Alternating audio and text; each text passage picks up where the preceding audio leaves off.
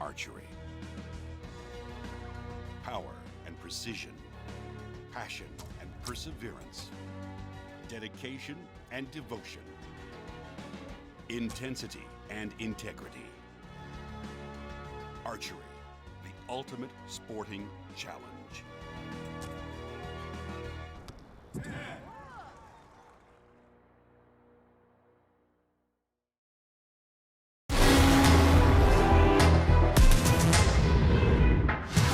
Farklı olmak için kendi yolunu çiz.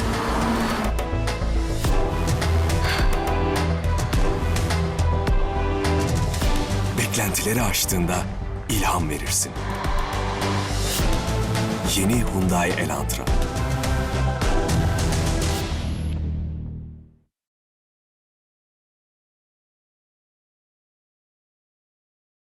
When you close your eyes,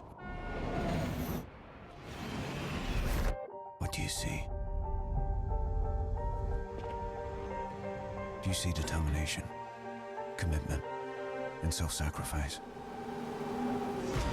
Do you see yourself pushing beyond the very limits, ready to conquer anything?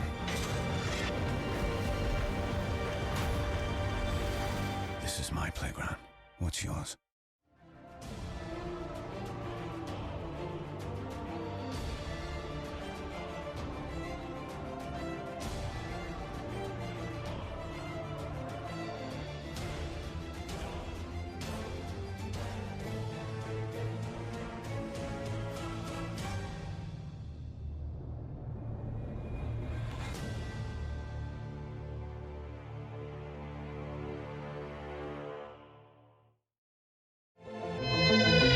Sen mi güce hükmediyorsun?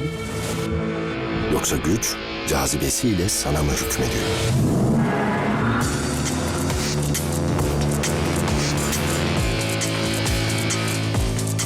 Güce hükmediyorsan gerçekten güçlüsün. Yeni Hyundai Tucson.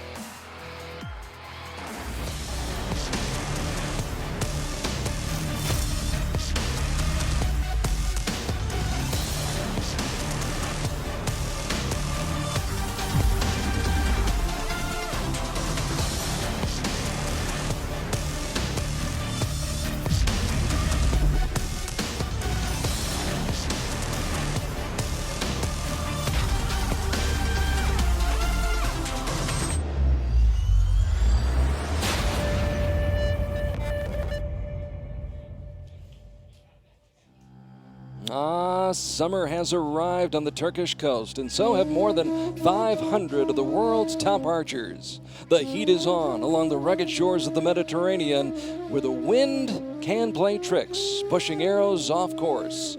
All the more reason to block out the dazzling scenery and put your full focus on those elusive gold rings 50 meters away. Yes, sightseeing's going to have to wait. There's work to be done here at Stage 3 of World Archery's World Cup Tour. Merhaba, hola, ni hao, bonjour, konnichiwa, grietzi, privyet, shalom, annyeonghaseyo, guten tag, dzień dobry, buongiorno, good day, mates, and welcome to the third and final regular season stop on this year's Outdoor World Cup Tour, stretching from spring through summer and into the fall with the World Cup Finals in Denmark come September. From Konayalti Beach, we bid you good morning, good afternoon, or good evening, whatever time it may be, and wherever you may be in this world. We are glad to have you with us on Archery TV. Carl Larkey along with Rio Wild, and this being an Olympic year, only 3 stages on the tour instead of 4. Obviously, the compound archers not going to Rio, though I'd love to see that happen someday. But Be that as it may, the compound archers are still affected by the schedule. Fewer chances to pick up points to qualify for the World Cup finals in Denmark. So Rio, each stage, each stop, each arrow, each match is magnified. It's even more important, isn't it? Oh, by far. I mean, you look at the points this year, the guys are not needing as many to get as far because there just isn't as many. You know, I mean, today we're going to see one of the guys from Turkey. Just by winning this tournament will make himself eligible for the final 8, you know, to go to the World Cup finals. So when it's a 3-tournament series, every tournament is very, very heavily weighted. Talk about the heat as we look at the brackets, and there you see the brackets here for the mixed team competition that's just around the corner. But let's talk about the heat. You were out there this morning. Obviously, it's getting even a little bit hotter this afternoon. We're talking about triple digits in terms of Fahrenheit, about 40 degrees Celsius. How does that impact the archers who we're going to be seeing in this bronze medal mixed team match? It's huge. I mean, our feet were on fire. I mean, there was times we were like trying to do anything we can. In fact, we actually went and found some ice cream and stuff before we shot just to try and keep the body temperature down a little bit. I mean, it's hot out there. There's nothing forgiving about it at all. It is just, and that blue carpet does nothing but track a little extra heat for you. So looks beautiful, but man, it's warm. That is what the archers from Italy will have to contend with today in the mixed team bronze medal match. Italy, the number 6 team coming out of qualifying, and Italy taking a 2-point tiebreaker from Mexico in the 1/8 round. They stopped Slovenia by 4, shot a world record score of 160, then fell by 2 to Colombia. Talking, of course, about Marcella Tonioli and Federico Pagnoni. Those two with a world record score of 160, a perfect score. They may need a perfect score here today. We'll find out as they take on France. The French team beating Russia by 2 this week, the USA by 4, and then losing to Great Britain by 1. Sébastien Peynaud being joined by the 19-year-old Amélie Sansonneau, who is ranked 16th in the world. Sébastien Peynaud is ranked 8th in the world. Of course, in mixed team competition, we've got 2 athletes. Obviously, 1 male, 1 female archer per country. Competition plays out over 4 ends, 2 arrows per archer in each end. So each team will take a total of 16 shots to decide the winner, and once again, the total points determine the final outcome. Now in Shanghai in stage 1, it was Russia handily defeating Malaysia 155 to 141. Then about a month ago in Colombia, in Medellin, it was France defeating the USA by 1. And we'll find out in just a few moments how this match is going to go. France versus Italy, number 6 versus number 13. And Marcella Tonioli first up to the shooting line. And super, as a woman, one of the better women around. I mean, she's been around a while and won a lot of events. So confidence in having probably been on this stage is going to be good for her. I was going to say, what are her strengths? What do you see in her? Like I said, she's been around a long time. She's, you know, won a lot of stuff. And she's done very well in mixed team. I mean, she's a world champion in the mixed team. I know her and Sergio won in Italy. And so she's got the confidence in knowing that if her partner holds their end up, they're going to do well. But it's out there, the wind's a little tricky today. I mean, we've got, just like I talked to a gentleman just a little bit ago, Greg Easton and I were talking. It's weird because usually here, the wind comes in from the water. And today, and I believe a lot of it is because of the heat, we're getting some temperatures, the wind's coming down off the hill. That's what we noticed as well this morning. It seemed to be blowing out towards the water. Yeah, it's a little different than we've ever seen out here. In fact, you can see right here, all the arrows were off to the right. Both France and Italy both missed all out to the right. So it's a little different wind than we've seen here, so it'll be see who can pick up the quickest to get there. A 9 for Tonioli on her first shot, as well as Pagnoni. Made the adjustment. Yep, maybe a little more overcompensated than she wanted, but still hung 10 on the left. The 30-year-old Tonioli, ranked 19th in the world, averaging 9.4 per arrow. Comes in with 52 wins on her resume, 5 of those in shoot-offs. And Pagnoni with the first 10. They both picked up on it really quick, realized that was taking them out to the right. And like I said, it's really weird because if you've shot on that venue before, you know that it's always come out from the water in. But we've never been here and it be this warm. Of course, Pagnoni shot this morning in team competition. And so did Sébastien Peynaud. Sebastian picked up on it too. Doesn't take long. No. Amélie Sansonneau, averaging 9.4 points per arrow, puts it in the 9 ring. So an early lead for Italy, 38-36, but not an insurmountable lead by any stretch No, especially of the not imagination. with the weather and the wind. You know, a couple points here or there can be not enough to get by. How do you get a good grip on the bow? I mean, everybody's sweating. It's really hot. I've got to imagine that's somewhat of an issue. It can be. A lot of us have figured out that we wrap ours with tennis racket grip tape. You know, you see it on a bunch of the good guys' bows and different people. You know, I mean, actually it adds another color to it, so a guy can dress it up a little differently. But I do. I mean, you can see it on Toglione's bow. She has yellow on there. Most of us have done this long enough that we've learned that even as hot as it is out there, we usually sweat anyway because we get nervous, palm sweat, everybody sweats.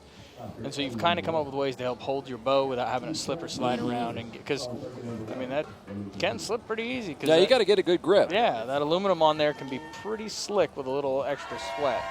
And today there's definitely extra sweat.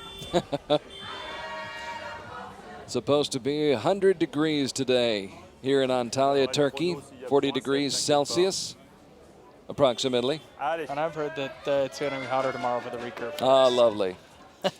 As if the heat isn't on enough. Although Yes. a lot of that pressure for a lot of those recurve archers is off now that we know who's qualified and who is going to Rio. Yeah, very much so. Yeah, that was a big part of why a lot of people are here.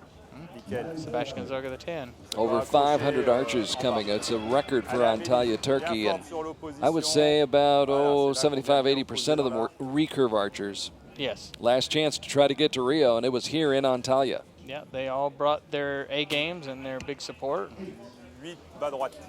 First to the right, again to the right. Right, first real slip of the match. Amélie Sansonneau, who won her first World Cup medal in Shanghai this year, a mixed team gold medal. Captured a silver medal in mixed team in Copenhagen last year at the World Championships. And now Pagnoni. And it's hard to fight against that wind. I mean, you see everybody missing. They're missing out the right side. I mean, you know, it's one of them deals. Do you play it so you're strong on the left side, and if you miss, you're going to be on the left side, or do you let it? Well, it's all a guessing game, really, when it comes down to it. Yeah.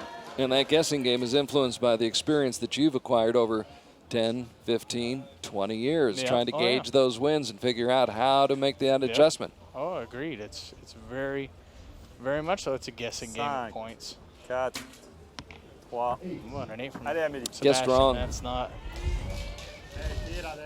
making a pretty tough deal to deal with there for the French. I mean, it's given the Italians a pretty healthy lead.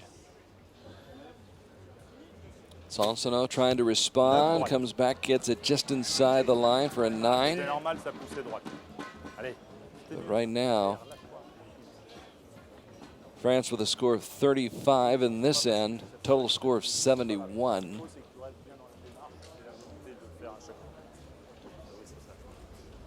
They were trailing 38-36, and Tonioli. So the 8 doesn't hurt as bad where they've got a couple of 9s, but even so. Yeah, it doesn't help, that's for sure. And we'll see how the weather holds. I mean, if the 8's not as big a deal, I mean, we haven't seen a ton of 10s yet, so. There's one. And he has a little bit of an advantage. He was out here earlier this morning against us, and so he's kind of dealt with it, I think. I think that's an advantage totally, because I think he's got 1 9 and 3 10s, if I'm right off my memory serves me right. So I think that's a big advantage. I mean, people can say all they want. It's a huge advantage to have been out on the field before. You know, if you get the lay of the land, you get the sight, the way everything looks and feels and sounds. Yep, 100% I agree. I think it's just, people don't realize. They don't realize what it's like to me, put your feet in the water. You stick them in, it's like, oh my gosh, it's cold at first. But once you've had them in there and you've learned, it's a little easier. So in other words, if you haven't been out here before and you come out for the first time, it's kind of a shock to the system. Yep, 100%. 100% agree. By the way, congratulations on the gold medal with the men's team this morning. Oh, thanks. Strong performance by the United States. It's fun. We have a pretty deep pool to draw from. You know, I mean, I'd say so, yeah. I mean, Alex was at home, and we brought in Bridger, and I mean, we don't miss a beat. So It's been pretty good. I mean, we have been a successful team for a long time. Had success in Medellin. Yeah. Had Alex Wiffler on that team, Steve Anderson on that team, and today Braden Gellantine and Bridger Deaton. The Killer Bees. Yeah. The Badger, Bridger, and Braden. Yeah. That's about all I got. Yeah, so I'm sorry. That's the best I can come up with today. I'm sorry, Rio. Oh, that works for me. This heat, there's not a lot that wants to work today. 75-71, a 4-point lead for Italy here in the mixed team bronze medal match. Sebastian Penos Starts it off. trying to start a comeback. When she can hold her own and put it in the middle, it definitely will put a little pressure on, especially where there have been 9s and 8s shot. A good looking shot, but it's an 8 right. Drifted on her out to the red ring. Only 19 years old. And she's pretty composed. During the qualification round, she actually broke her wrist, and I watched them take it off and put a whole different rest on it, and it was pretty amazing that she scored every arrow that end. I was very impressed. Marcella. The 9. Tonioli came in here on a good roll, picked up an individual and a team bronze medal at stage 2 in Medellin. And she was teamed up with Sergio Pagni a couple of years ago. Those two were unbeatable. Yeah, it was hard. I know that. Almost unbeatable. Yeah, we got them at the World Games. Me and Erica did, and she told me that was the only time she'd ever been on a mixed team that she'd ever won and beat them. So. It was tough. Yep. They were a dominant duo for quite some time. Now teamed up with Federico Pagnoni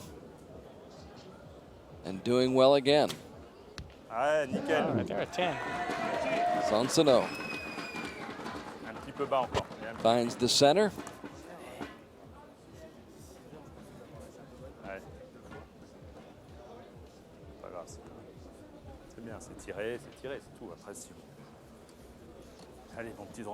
And now Marcella.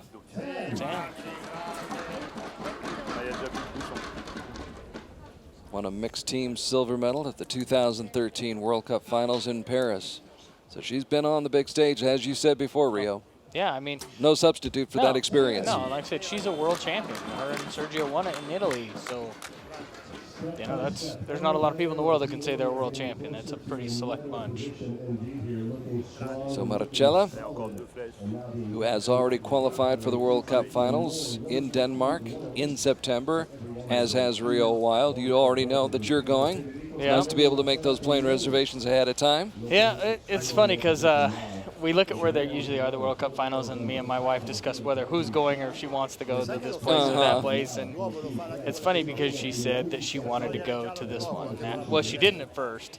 And she texted me the other night when she realized I'd made it. She says, well, I kind of would like to go now. Yeah, Denmark sounds pretty good. Yeah, so she's like, is that okay? Is that okay? So now I got to I told my little brother I was going to take him, so now I'm going to tell him I'm taking the wife now. So just got to figure out who we're going to let watch the kids. That's where we're at right now. But that's a good problem to have. It is. And making the World Cup Finals, I think is very, in a lot of countries they underestimate it. In the U.S., I think. I mean, you look at me and Brady, we've been there 7 times. But there's a lot of countries that don't even put a person in there. Right. You know, and so like the U.S., I think they don't appreciate it as much as, you know, like we do. I know what kind of work it takes, especially like we talked about it being 3 tournaments this year. Sure. I had a rough start. I mean, I had a guy who showed a one-off perfect in China and knocked me out in the first round. So it made the rest of the year more crucial. And which I'm not sure who's going to the World Cup Finals in the mixed team, to be honest. Still to be sorted out. Yeah. And part of that sorting out process going on right now. There's a 6-point advantage for Italy to start the fourth and final end. Yeah, 2 10s to start. It definitely puts the pressure on. Sense of urgency for the French team right now, trying to get back into this match, doing what they can and hoping they'll have an opportunity. Not likely, though, with Marcella Tonioli and Federico Pagni keeping them in the yellow. Well, you're talking about two people that have a lot of experience, you know. I said not giving a lot of anything away. No. I mean, it was like us this morning. We got 5 points, and the biggest thing was just no stupid mistakes. And with their lead, that's kind of the same thing. Don't do anything dumb. Well, so far, every one of their shots has been in the gold rings.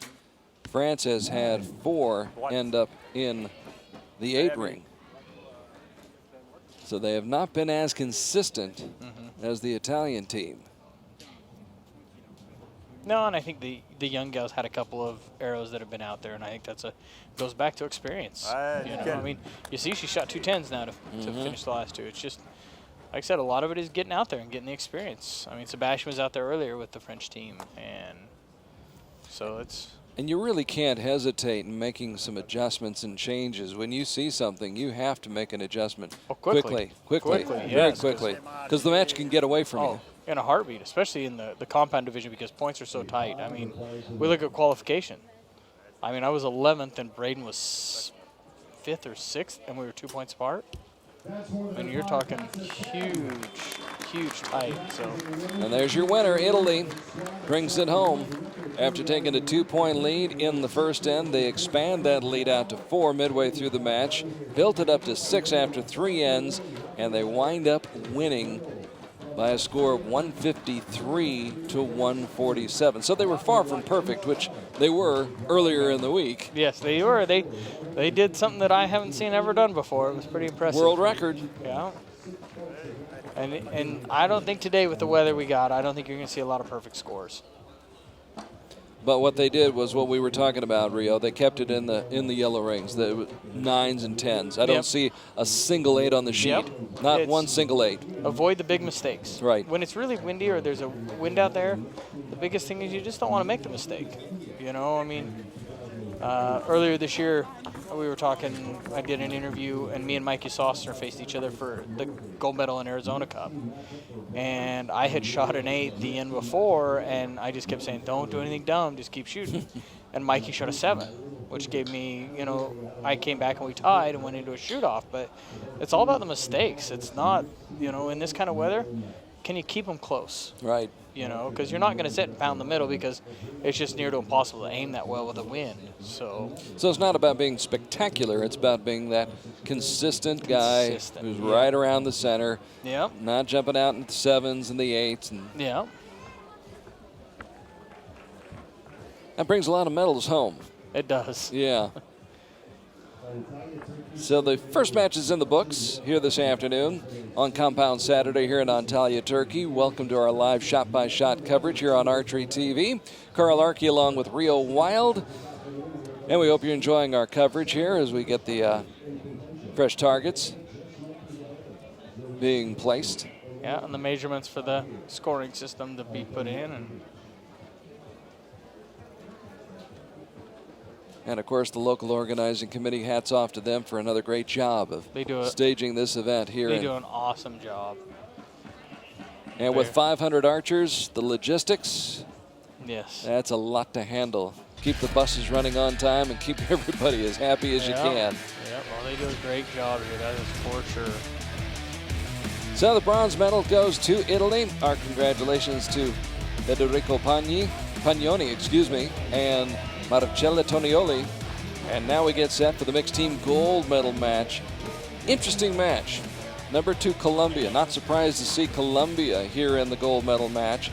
Maybe a little bit surprising to see number 16, Great Britain, getting through and getting to this gold medal match. What a week they had. Yeah. Defeating Denmark by 1 and in a tiebreaker in the 1/8 round. Then they slipped by Spain by 2 in the quarterfinals and edged France by 1 in the semis. That's Daisy Clark on the left, 21 years of age, and she's teamed up with Adam Ravenscroft, who many of you will remember from last summer in Copenhagen, where he was the bronze medalist at the World Championships. Yeah, Adam's a great shot. And it's, having been out there, like I said, we'll talk about experience, but Colombia, that's a load of experience there.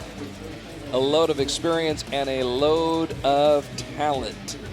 Colombia this week coming through as the number 2 qualifier. They got Great Britain. Oh, excuse me. They won their 1/8 round. Then they jumped past Germany, South Africa, and Italy by 2. And of course, we're talking about Sarah Lopez on the left and Camilo Cardona on the right. Camilo, kind enough to join us in Medellin at stage 2 and sit in the chair you're sitting in right now. So I had told him at that time, I said, the next time I see you, I want to see you out there on the line instead of here in the tent working with me. And true enough, he came through, and he and Sarah Lopez will shoot now for the gold medal. Well, and the tough part about that team, too, of Colombia is Sarah and Camilo train together. They're dear friends. Pereira. They live in Pereira. Yep, and they're dear friends. They, they pretty much are as good of friends as they can be. And so that, in a team like that, it makes a huge difference. Because things will happen. Yep. There will be mistakes. And there has to be a little bit of grace and forgiveness. And I've got your back. And trust. Trust, too. I mean, you got to trust that person's going to do well. And if they are, it helps you get through. Right now, the best female compound archer in the world starts the match off with a 9. Yeah. And that is no exaggeration. She's become a dominant force on the scene. Camilo from the left side. Tacks up at 10. Yep. So now Great Britain. And I don't know that Daisy's ever been out on this stage. So this may be, I can be honest, some people take to it really well. Some people have a struggle with it. So we'll see how she does. Daisy Clark, 21 years old. A 9, yeah. Good start for Daisy. Works as a stable hand when she's not shooting bows and arrows. Well, actually, arrows. Tough to shoot a bow. Yeah, it is tough. Well, you do shoot your bow. Yeah. But you get my drift. I got you. I got where you're at. Yeah. You know where I'm going. Yeah. So we're 10 and 9 for both. So it gives nobody made any real huge mistakes to start off with. And no separation, not yet. Sarah out that right side. Of course, Sarah, this is good for her to get her ready for the gold medal match coming up against Dahlia Crook of the United States. Yep, correct. That is, like I said, that's one advantage because Dahlia will have not stepped on this stage today. Cardona, 21, ranked 20th in the world. And so Colombia with 3 9s and 1 10. And Sarah putting ice on her head. Pretty good move, actually. Yeah, probably not a bad idea out there, I'll be honest. Ice is a valuable commodity right now. Yeah. As is shade. There's that mistake from, You don't want to say you were looking for it or expecting it, but you're not surprised. No, like I said, it's her first chance. Yeah, it's not anything against anyone. It's a hard deal to step into. And like I said, Adam's had it before, and it's really funny how it affects some people. Ravenscroft, whose team just missed out on a bronze medal here at stage 3 in Antalya 2 years ago. He'll come away with a medal. Yeah. He's assured of coming away with a medal. The question is, will it be gold or will it be silver? And right now, waiting for them to post the scores. 37 to, I think, 38. Just waiting for the official scores, and there you see the ice bag on top of it might be 37-37 because Camilo did shoot a 9, so we may be tied. Could be. We'll put it down until they tell us otherwise, but Sarah trying to keep cool. Of course, down in Colombia, the land of eternal spring, it usually between 65, 85 degrees Fahrenheit. Never varies very much. A little bit warmer, more toasty here. Yeah, and we're at 37 apiece, and so that little blip doesn't really hurt her. Pair of 10s, a 9 and an 8 for Great Britain. And for Colombia, 3 9s, 1 10. So the difference is those 2 10s by Adam Ravenscroft. Yep. Keeping Great Britain in the hunt. Yeah, and I'm not sure if I remember. I think Camilo, didn't he shoot off against Adam in the World Championships? I believe so. And another 9 for Sarah. Tranquila. Sara, estable el arco aquí. Lo demás es el ritmo. Fuerte Camilo, seguro. And like I said, this goes back to being able to fall back. She trusts Camilo to shoot the shots and do the deal, and so there's trust. Yeah. That'll build trust. X12 tú. Listo. Segura, Sara. Camilo Cardona, who won a team silver at stage 3 here in Antalya 2 years ago, 2014. Now back to Great Britain. And Daisy Clark, averaging just over 9 points per arrow. 10. There you go. Like I That's said, a big boost for her. yep. After a couple of little tough spots, it's kind of good for her to get that chance to put one in the middle. Oh. Uh-oh. Adam Ravenscroft having to work quickly. Got to stay calm, Yeah. which he does. The Raven. Which is Not fine. bad. You All don't things hate that. considered. Yep, yep. You don't hate that. You look at it and you say, yeah, we had some dilemmas and we come away with a 9. We're not going to be hating it. You salvage a situation Yeah. like that, which could have been disastrous. 100% agreed. 100. How many times do you see that happen and it Yep. leads to a miss? Oh, it could be way worse. And there's Sarah coming up. Back to the ice bag. Yeah. And getting her first 10. Fuerte, muy fuerte. Sigue el ritmo. Camilo. Taking a little more time on this one he is than. But he makes it count. 10 en la línea de las 4. Las dos. 10 en la línea de las 4. Eso no es un cambio. So it could be 4 10s for Colombia here in the second end. All the more reason for Daisy Clark and company Yep, she's to picked up. match those scores. Yep, she's picked up 2 10s after her little bit of a rough start. And like I said, I go back to that being experience. And Adam And puts it's one right on his other arrow. Ravenscroft. So unofficially right now, it's a 1-point lead for Colombia. Of course, we have to wait and see whether that first arrow by Sarah Lopez was a 9 or a 10. It could be a 2-point lead. Yeah, I think by the looks of it, and I've not been good for calling it off the TV, but who knows? Well, we'll find out in just a moment. That's why they got those judges down there. Yep, put them to work. Put them to work. Make them earn their keep, I guess. Making the big bucks, Yep. that's right. And Adam Ravenscroft. John Knott, of course, who joined us this morning. Our thanks to John for his great commentary work during the team matches. And everybody trying their best to keep as cool as they possibly can here on Conialty Beach. That water looks so inviting over there. Yeah, it definitely. Tell you what, I win a medal, I'm going jumping in that sea. The pool has been amazing the last few days. I will not deny that. I think we'll all be in the pool tonight. I'm sure it's not the warmest pool, but it feels amazing on these days.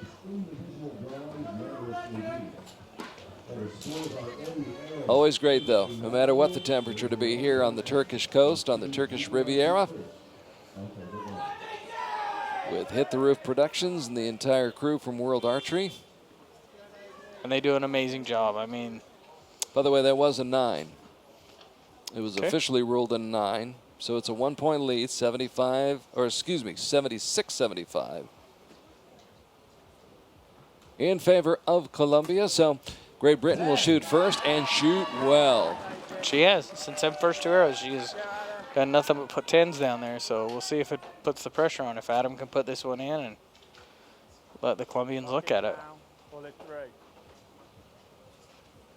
Adam Ravenscroft, who has And it's in. he's been able to beat people like Martin Damsbo, who is the reigning world champion from Paris, World Cup champion from Paris in 2013. Sarah comes back with another 10. Lopez lights up the board. Seguro, Camilo, vamos.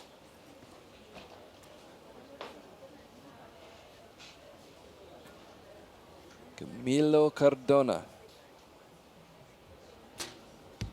9-3. Focused. Camilo, bien, bien, Comes bien. up with a 9. And we're tied now Once again, 95 all. Tight match. Yep. First of the afternoon, mixed team bronze medal match. Or excuse me, the second match of the day.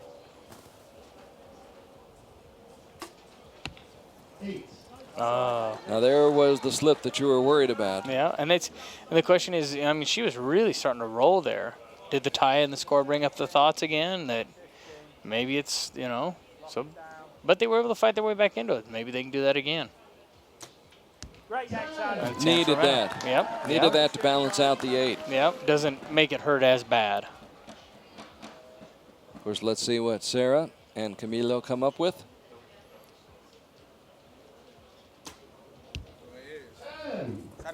Another Sarah's 10. getting dialed in. You can see as it get a little tighter and a little more tight. Camilo seguro.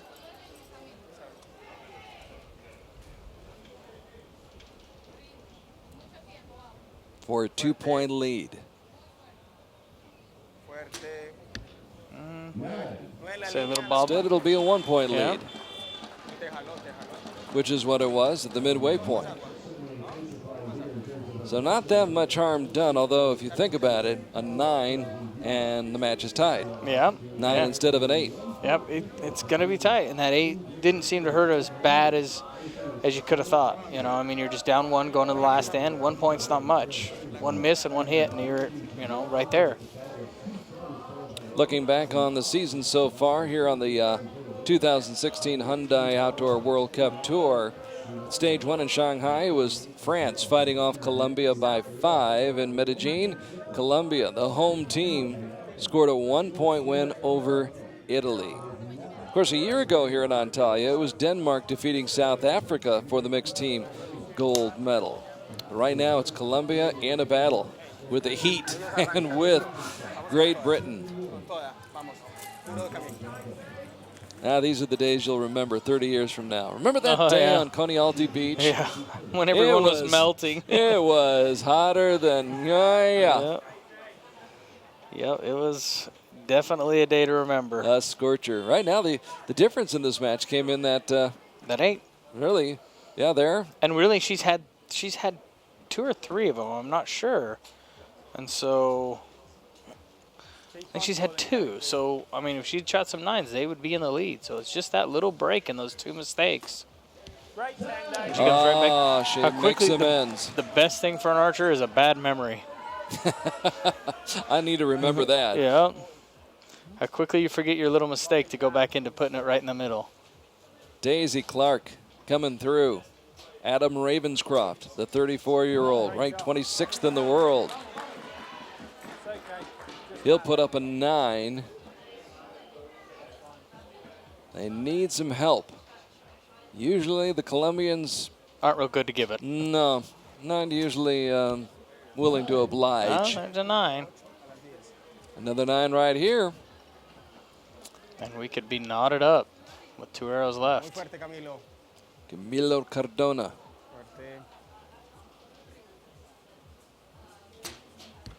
Fuerte. Could not cash in, so we are tied at 132 all. With 2 arrows left. Las 3. Todas las flechas están las 3. Just keep on pulling, Daisy. Keep on pulling. John Knott calling out the advice from the coach's A 9. box. Kept it in. Yeah, and you hope Adam puts a 10 in, and 20 seconds. that gives you pressure. I mean, it means they have to clean it to beat you. 15, loads of time. The lock it Raven. Down, pull it through. A quick one. 9. Oh, Pair of 9s. So now the door slightly ajar Yeah. for Colombia.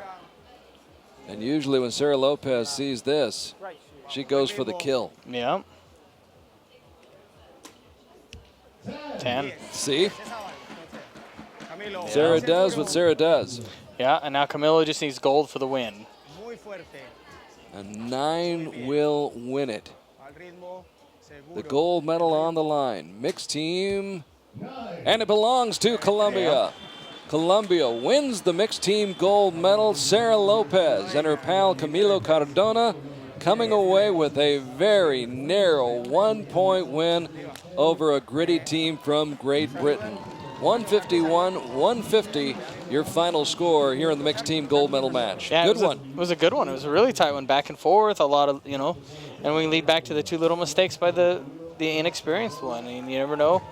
This is great for her. Down the road, she'll look back and say, just like you talk about a memory, you're going to be like, man, I remember that. I got to make sure that it doesn't happen again. I mean, because we're talking a 1-point victory.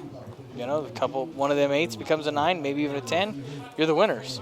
And so it's a tight. Compound matches are usually pretty tight. There's not a lot of room for errors. And like I said, the one I believe today is going to be a day of who makes the least mistakes will be better off. Well, this was, up to this point, the closest match we've seen all day, and it was back and forth. Yeah. As Rio Wild mentioned, it was tied at 132 with 2 arrows to go. It came down to those final 2 arrows. And it's not as though anybody made a huge mistake. No. They just didn't come up with the big shot that they needed, and Colombia was able to do that, especially Sarah Lopez with her final shot. Yep, putting that in, like I said, gave Camilo the confidence to just go up and execute a shot. So, Sarah Lopez with her first medal of the day. It's a gold medal. Sarah Lopez, by the way, what a run she has been on. She started this year by winning the gold medal in Shanghai and picked up a mixed team silver medal in China as well. Then went back home to Medellin and in Colombia, collected 3 gold medals, and she adds to that gold medal count with this one here today in this mixed team match. And she's got a shot at one more coming up this afternoon against Dahlia Crook. And that's going to be interesting to see how Dahlia Crook, all of 16 years of age. Yep, 100%. How does she fare in that match against now what is considered to be a veteran, Sarah Lopez, who's of 21. Yes. Oh, yeah. I mean, we look at Sarah. In fact, me and Brady have given her a bad time at times because she's like, I want to win 3 gold medals at one time. And we're like, well, you can do that after we've done it. You can join our group. Then you can join the club. Yeah. And so, yeah, it'll be interesting because, like I say, Sarah's been around a while. And the one advantage Dahlia does have, she does have Braden in there. And Braden's been around a little bit. If that helps, it helps. If it doesn't, it doesn't. I mean, we'll see what it makes a difference of. So. He's a great coach, though. Yeah, he is a great coach. Really does a great job. Has a great mental approach, and it's contagious. So Sarah Lopez, who burst upon the scene here on Coney Alty Beach 3 years ago, comes back and experiences more success here today. Some people just, like they say in horse racing, there's certain, or golf, courses for certain horses. Yeah. Some people really enjoy shooting here. I looked at Martin Damsbo's record. Martin has had tremendous success here on Coney Alty Beach. Yeah. You've had great success here on Coney Alty Beach. Yeah. And Sarah Lopez got to love this place. Oh, yeah. It's been really good to her. For sure. In fact, speaking of 3 medals, this is where I won my 3 medals. I won a team, a mixed team, and an individual, so. Well, speaking of individual, we switched to individual match play now. 5 ends in each of these matches. 3 arrows per archer in each of those ends. Total points for those 15 arrows determine the winner, and if we're tied after 5 ends, the match will be decided by a 1-arrow shoot-off. And here's Marcella Tonioli. Marcella, who comes in 4th in the World Cup rankings. She's tied with Toya Ellison and Sul Dayoung of Korea with 18 points in World Cup competition so far. And now you hear the roar go up from the crowd because the hometown girl, Yeşim Bostan, number 13 after qualifying. She is the first of 3 Turkish archers who will be out here this afternoon for a nation that's never had an archer reach the medal match at this stage in Antalya, Turkey. To have 3 on one day is a tremendous thing for Turkey, and they are fired up about Yeşim Bostan. Yeah, and I'll be honest with you, there's 2 things to look at here. Either she feeds off the crowd, or it makes her nervous because you want to do well in your home country. I've dealt with all of it before. Ogden was one I wanted to win really, really bad. So badly, yeah. Because my girls were there, my family was there, and it was in the United States. It's a big sentimental part to get to do that, and so it's how you channel that energy. Yep, 100%. And that excitement. Sarah and I have talked about it a lot because it's been in Colombia the last few years, and she's like, it means more to her to win there than in a lot of other places, and so we'll see how you handle it. It'll be interesting. So Marcella Tonioli, who is already in and going to the World Cup finals, Yeşim Bostan has to win to get to Denmark. And having been out here already today, first arrow right in the middle. So Marcella with a little bit of advantage that way. Yashim with the home field advantage. And Bostan starts off with a 10. Already had the crowd on her side, and now the confidence, having shot that 10. The wind picking up as 10. Tonioli. But she still holds it in there. Right, she tacks on another one. So now Yashim Bostan. And a 10. Game on.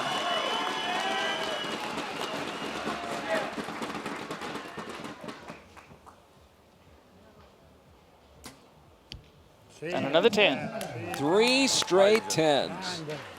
10s across the board for Tonioli. Grimacing. Yeah, the 9. Caught the 9 ring. But still pretty good. I mean, I don't care what. Both of them shot well. I mean, at 59 between the two of them, that's pretty good to walk out on that stage for the first. Now looking at the situation in women's compound, Sarah Lopez has already qualified for Denmark in the World Cup finals, as has Sarah Sonicson, Crystal Govan, Marcella Tonioli, and Inga van Kaspel. From what I understand, if Yashim Bostan does not win the bronze medal, that means that Lily Shanu Panam is in and Daya Crook may be in. Yeah, it's really tight there. In fact, Crystal and I were discussing that, how this match folds out.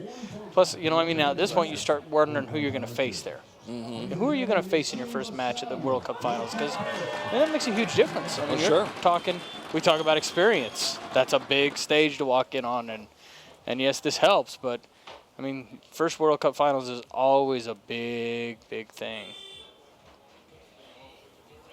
Tonioli leading by 1. Yashim Bostan to shoot first here in the second end.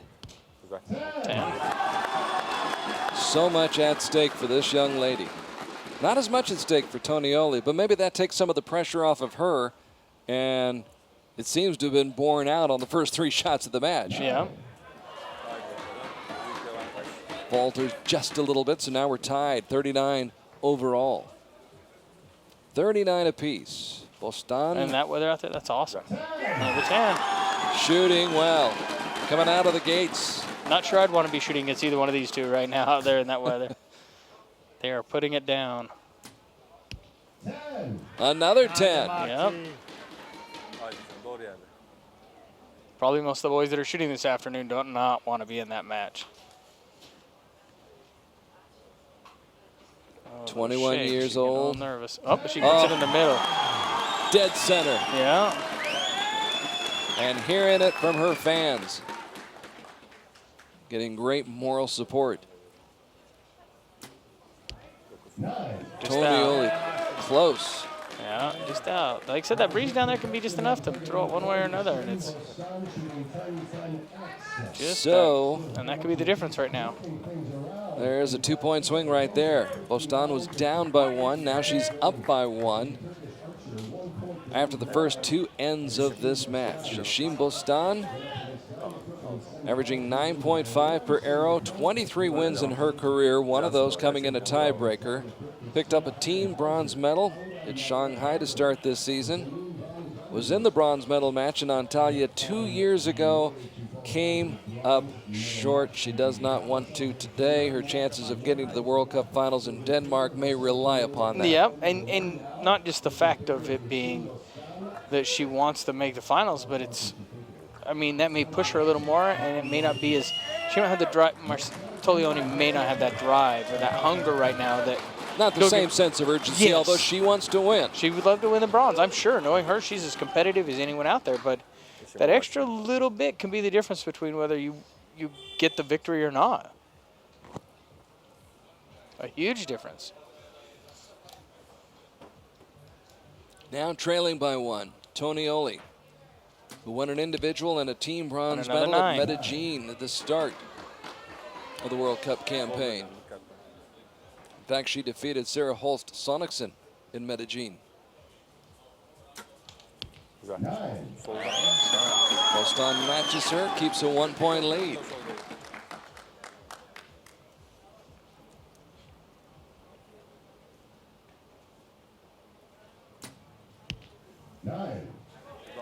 porta sinistra, So after a string of 10s, both have settled down into the 9 ring. And the wind's kind of let up a little bit. It seems to me that they're hanging on that left side again. Again, left side. Now, if you look at the wind socks, it's not moving nearly as much as it was to the towards the ocean. Kind of a wistful look and expression on the face of Yeşim Bostan, because she knows she's had some opportunities now to put a little bit of daylight between herself and Tonioli. Hasn't done it yet. Maybe she will on this shot. Yep. And there she goes.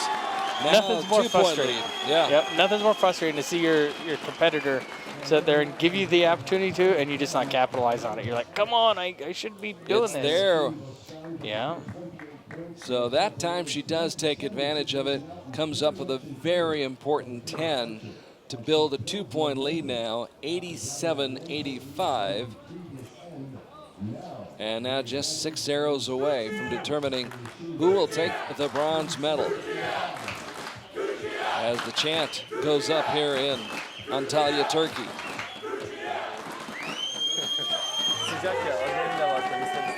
But she does have experience. She's very young.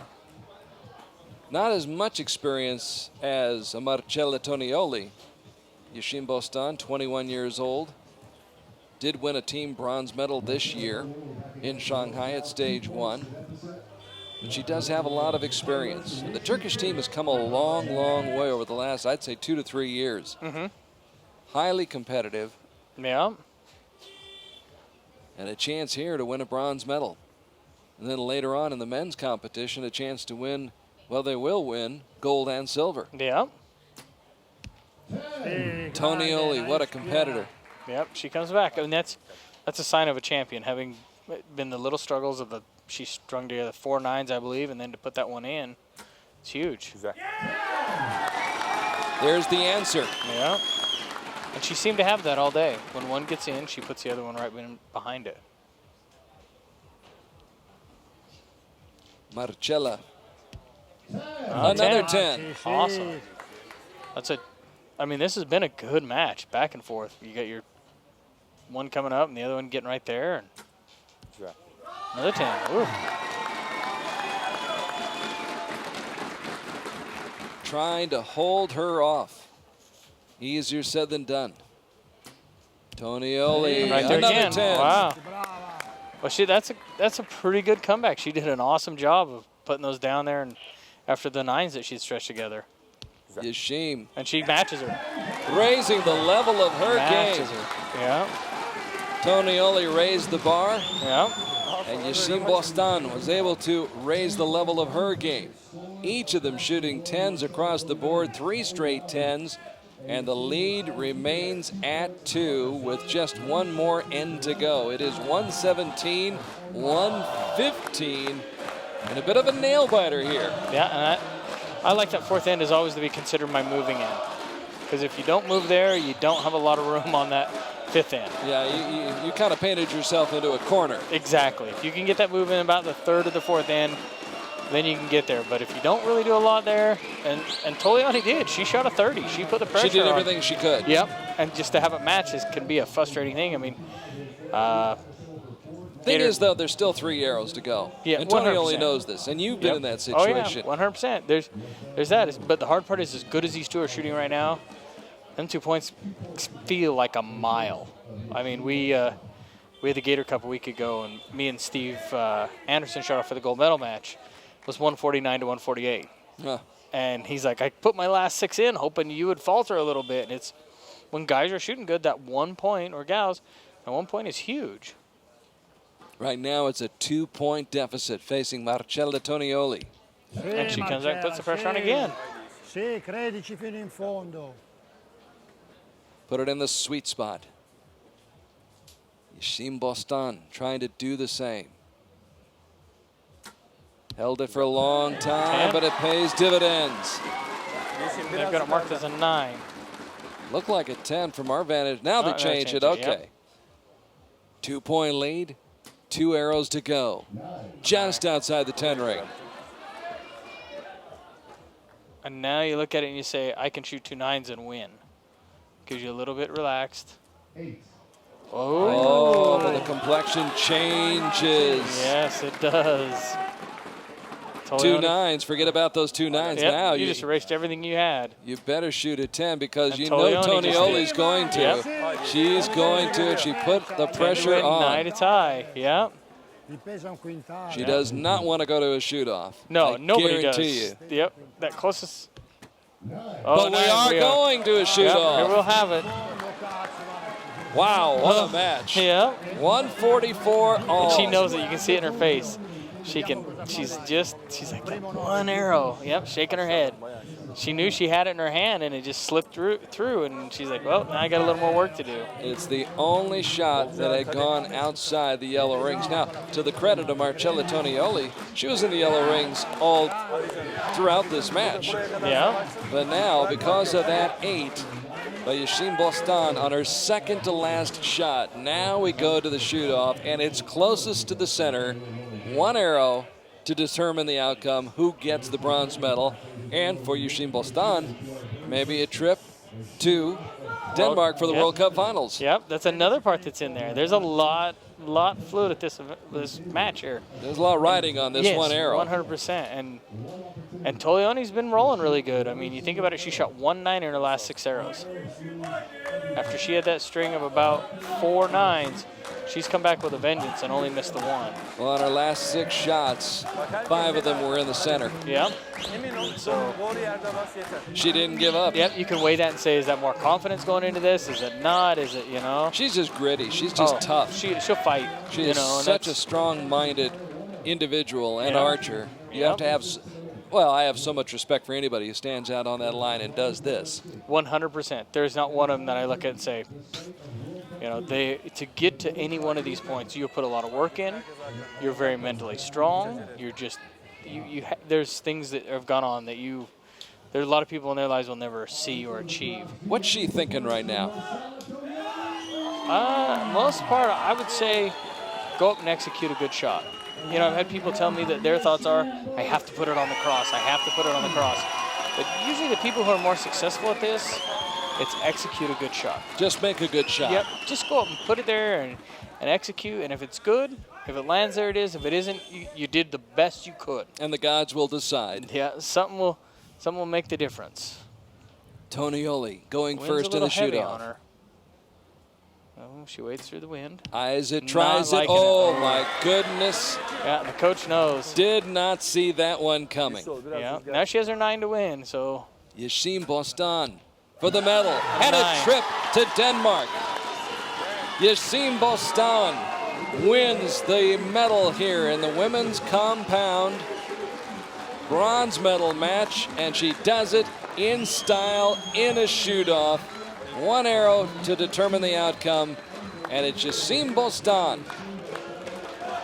And the excitement from the crowd is awesome. I mean, The stands are packed. Yeah, they're just. Which is great to see. Yeah, it's huge. It's anytime you can put the locals in and they do well, it's great for everybody. And this assures Turkey of 3 individual medals here on Compound Saturday at Stage 3 in Antalya. They'll get 2 in the gold medal match.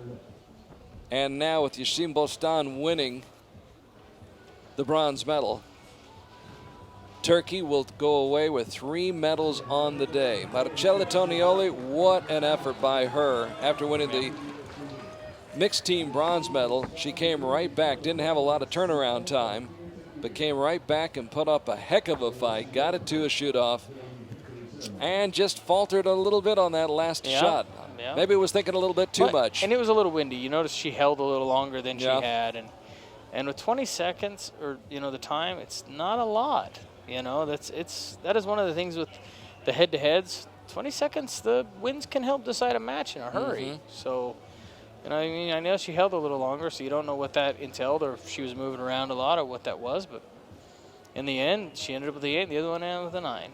And you can see it's not exactly gale force winds here, but if you have just enough wind at just the wrong time or just the right time, it has an impact. It makes a difference. Plus now that'll make sure that Turkey will have 3 people in the finals, the World Cup finals in Denmark.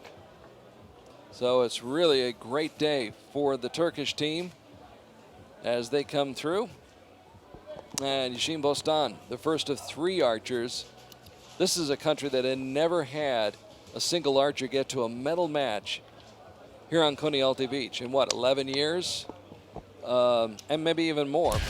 But now they have 3 archers here today, and the first one just picked up a bronze medal. So congratulations to Yashin Bostan of Turkey. And good shooting by Tolion. Bronze, yes.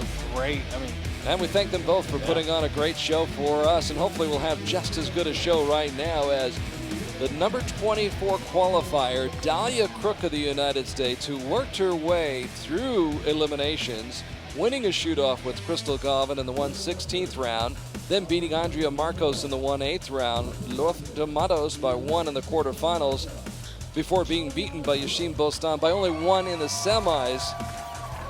Or no, I should say she beat Yashin Bostan by 1 in the semis. Dahlia Crook, 16 years old in the United States, coached by Braden Galantine. She's got her hands full. She's taken on Sarah Lopez of Colombia, who you saw moments ago, getting that experience out there, getting the lay of the land in the gold medal mixed team match, winning a gold medal with Camilo Cardona, and coming right back now to face Dahlia Crook. So there is a good look at Sarah Lopez, who is number 1 right now in the Women's World Cup standings with 50 points, picked up 25 of those points in Medellin in May. Sarah Lopez already a shoe-in for the World Cup finals in Denmark. Dahlia Crook hoping to get there, and she could because of the short season. She picks up 25 points. Even if she picks up 18 points here, she has a chance. Yeah, I'm not positive on the math. I'm not sure what she had before. But well, right now, when looking at it, coming into Turkey, Linda Ochoa Anderson of Mexico had 16 points. I don't know how many points, to be honest with you, Linda Ochoa Anderson picked up here this week, but 18 points or so, or as a 21, I think, for second place. Yeah. That would put Dahlia Crook with a silver medal in the picture. And how about that for her first shot of the day? Picks up. And like I said, I think a huge part is having Braden back there to help her kind of understand this and stuff. So we'll see how it handles out. Sarah. 1-1.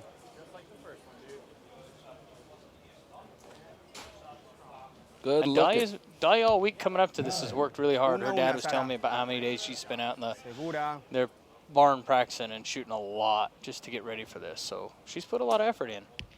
Just outside Wichita, Kansas, in the heartland of America.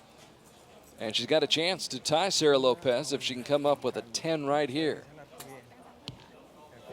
Instead, veers off course. Not happy with it, but I will say this, for Dahlia all week in her matches, she was trailing going into the last 10. Every one of her matches, the last few, she was trailing.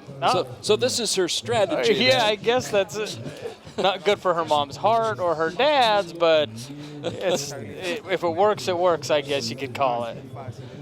Kind of the rope-a-dope method, huh? I guess, I'm not sure, but yeah, going in, every end of the last end, she just come back and won. And we were just like, that's awesome, very impressive. And to me, that shows a little confidence in them. I don't care who you are. To finish strong, whether you know you're in or out, and to come back is awesome. Yeah, it shows mental strength, mental fortitude. And she doesn't look phased by that. No. Dahlia Crook, as we said, 16 years of age, 71st in the world, has 8 wins in her short career, won her only tiebreaker, and is on the bubble right now for the World Cup Finals in Denmark coming up in September. Did win a team silver medal in Medellin a little bit more than a month ago. And she's faced top flight competition before, went up against Erica Jones before. So she knows what it's like to face somebody like a Sarah Lopez. Yep, the only bad part is Sarah doesn't give up a lot. Tends not to. Yeah. Had a 2-point lead, 29-27 to start the second end. 9-4, muy bien. 9-4, con calma. Dahlia trying to dial up another 10. Just outside. Muy bien. So close. Ahora va el ritmo, seguro el ritmo. And like I said, I think with Dahlia, she's... 10, muy bien. 10. I think that's Dahlia's target that we're seeing again. There's Sarah's. So a 10 and a 9 there. Lead is up to 3 now. Doesn't want to let her get too far out there. Muy bien, muy segura. Muy bien, eso, segura. So 3 straight 9s in the second end for Dalia Crook. Sarah Lopez trying to go back-to-back right here, and does go back-to-back. And back-to-back 27s to start for Dalia puts her in a pretty good hole. So it's a 58-54 advantage for Sarah Lopez of Colombia, who, as we mentioned, really burst on the scene 3 years ago, 2013 here on Conialty Beach, winning a gold medal then. Since then, it has been quite a ride for her. She started off this year, 2016, by winning the gold medal at Shanghai, as well as a mixed team silver medal, then 3 more gold medals at Medellin. She was the gold medalist at Stage 4 in Medellin in 2015, went on to win the World Cup finals in Mexico City last fall. And that was after she had won the gold medal at the World Cup finals in Lausanne the year before, 2014. Other than that, hadn't done too much, has she? No, not too much. Oh, and she was the bronze medalist in Copenhagen at the World Championships. Yeah. Not to mention the team gold medal she won in 2013, just up the road in Belek. Yeah. Oh, yeah. Yeah. Yeah, Sarah's got a resume that's pretty big. Not as long as yours, though, yet. Yeah, but I've got a few years of experience on her. You got a few more rings around the tree. Yes. And Dalia comes back with a 10. Great shot. Dalia Crook, Estás bien, muy bien. just outside Wichita, Kansas. Ritmo. Has wanted to be an archer since she was a very, very young girl. Yeah, and Sarah's not giving her much room to come back. She's No. Good, X, nice. Muy bien, segura. Hanging tough. Muy bien. Yeah. Good work. Put a little pressure on, maybe see if she'll give you a little. X, muy bien. X And ocho. so far, not a crack. No. Sarah's been on a roll too. She got a new release earlier in the beginning of the year, and it's been really working well for Muy her. segura. I want to ask you about that after this shot. Muy bien, ahora. Seguro el ritmo. As Sarah Lopez lines it up, has a chance to build her lead up and add another point to that lead, and she's now up by 5. 88-83 is the advantage for Sarah Lopez. How much of those when you get a new release, how much of that is the release is actually better from a technical standpoint, or is it just a mental thing and a feel thing? A lot of mental and feel. A Yeah. lot of it is. I mean, because you're using back tension, right? yeah, yep. And she uses a button, and we all have our own different which one that works best for us. So you're not a puncher. I can't even say some people aren't a puncher. I shot a button for a lot of years. I won, in fact, my first World Cup in the finals I shot in Mexico. They shot the perfect score. I shot a button, so and it was so heavy you can't punch it. You'd hit your finger on the trigger and it wouldn't go off. You're trying to jam that thing. Yeah, it was stiff enough that I'd get my finger on and I'd pull just like with back tension, but as you pull, your hand will squeeze closed and set it off. So it kind of in a way is, some guys do hit them. I've watched plenty of guys smack that trigger around, but it just depends on how they set it up. And Sarah's is not super light, but it's stiff enough that you watch her put her finger on that trigger and it's not anything. I mean, Dalia's shooting back tension. Pulling back, pulling through, and there's the release. Sí, muy bien, muy bien. Ahora, sigue el And it ritmo. splashes down in the 9 ring. Yeah. Seguro. And Sarah's almost in the same place. Wonder if there's a little wind change that caused that. Could have grown the lead out to 6. Instead, it stays at 5. Yeah. Una, Sara. Good Dalia shot. Gotta be aggressive. trying to correct and come over to the right that time. A little bit farther right than she wanted to be. Just off the 10. 9.9. Gets an asterisk, so you're not sure, but Come on. Settle in and be aggressive. Right now, both of these women dancing around outside that 10 There ring. you go. And now she puts it in the middle. Eso. Muy estable. Eso. Va. Ritmo see, seguro. her finger goes on it, and she just pulls. So we'll wait and see about that second shot, whether that was in, whether that was out, whether it's a 9, whether it's a 10. And if it's a 9, Dalia gained one back. Mm-hmm. And what I always call, you got your moving end right there.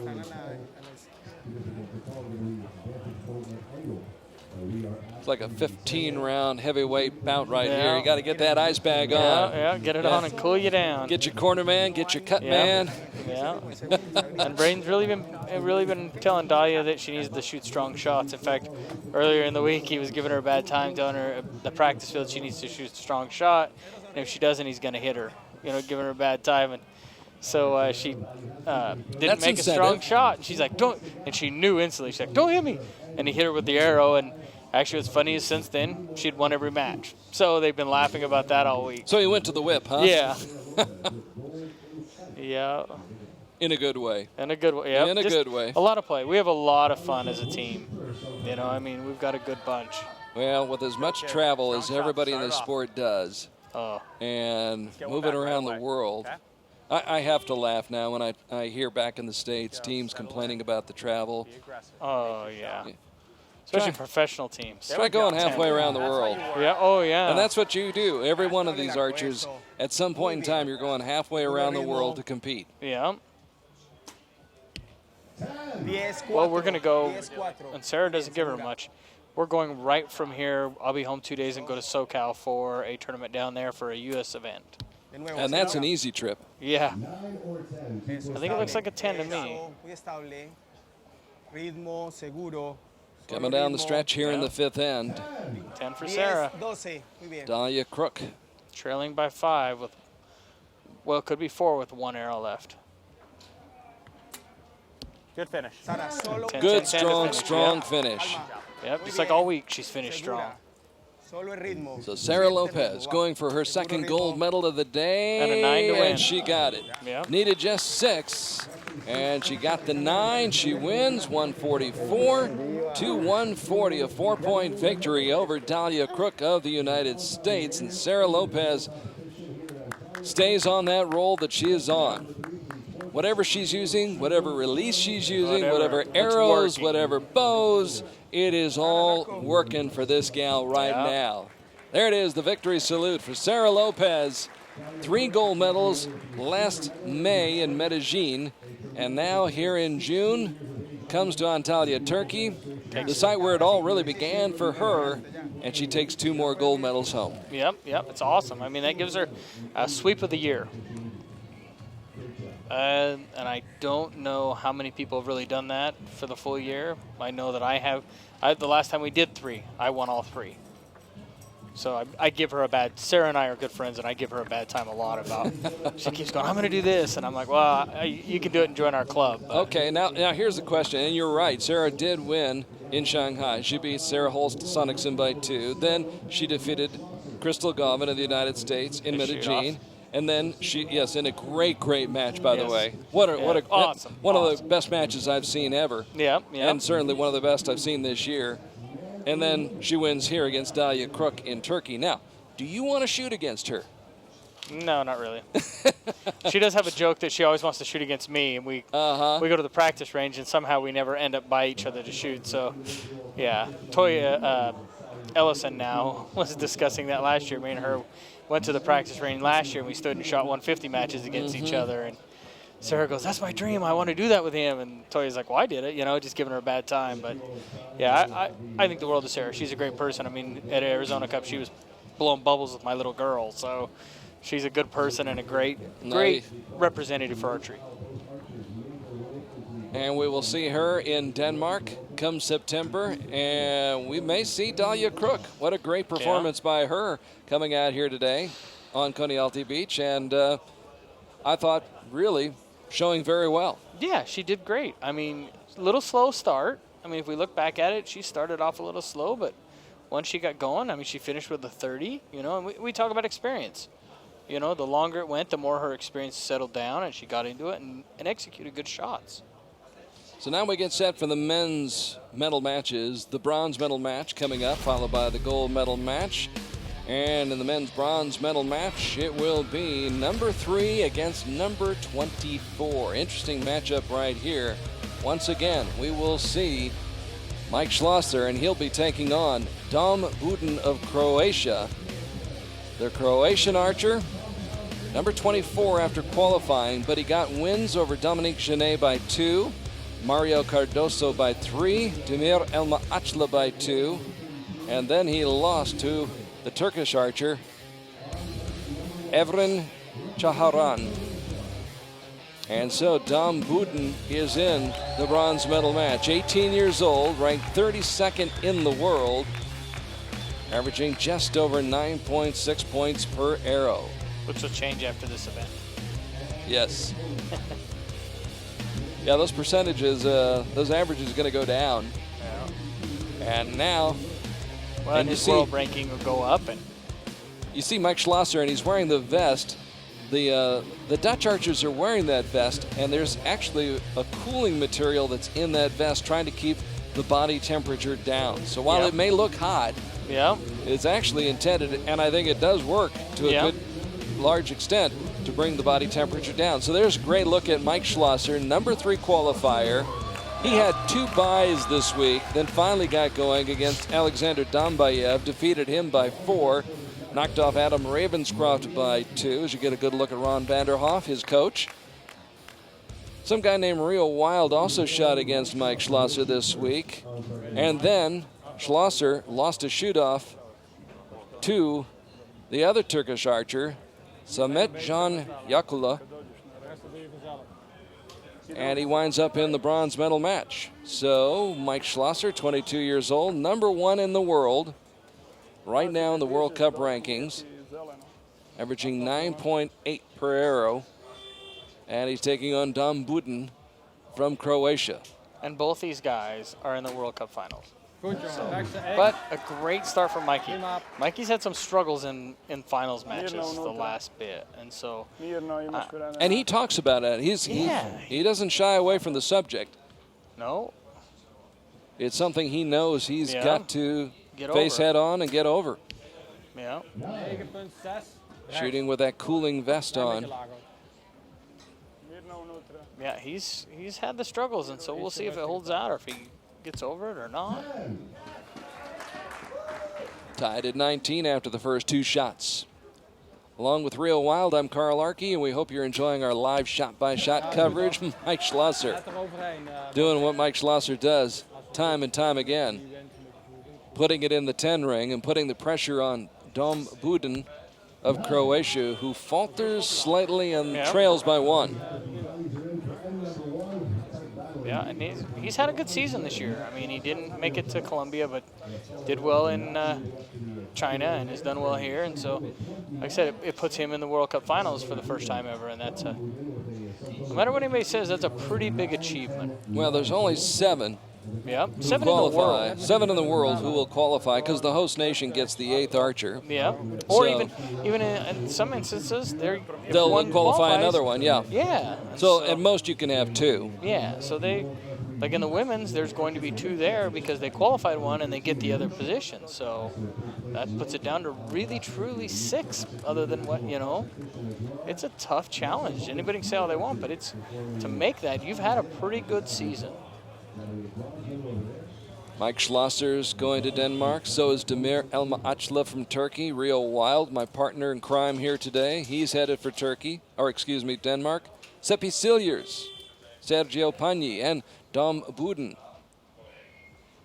And it may be coming down to who wins the gold medal match to determine who also gets to go to Denmark, which of the 2 Turkish archers. But that's yet to be decided. We've got other more pressing matters at hand right now in this bronze medal match between Schlosser and Budin. And Mikey's shot looks pretty good. Like I think going into this match, Mike had some confidence. He talked to me a little bit earlier about what the wind was doing down there and everything like that. And he almost had a different demeanor than he's had. So maybe this is the match that kind of gets him back over that hump. I don't know. He has done some amazing things in this sport, and done it at a very young age. He's only 22 and already, established world records. Yeah, world champion. Yeah.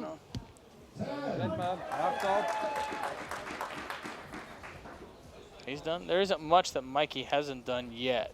And he's still got a long way to go. It's a longer shot for Mikey. You can see his eyes shifting a little bit too. And maybe here's the ghost starting to come back. That was a different shot than he's made. It was a different shot. When his others have been off so quick and stuff like that. Did you notice his eyes? Yes, it did shift. What does that tell you? Mikey takes the shot in a way. Like if you've watched him, I watched some of his deals.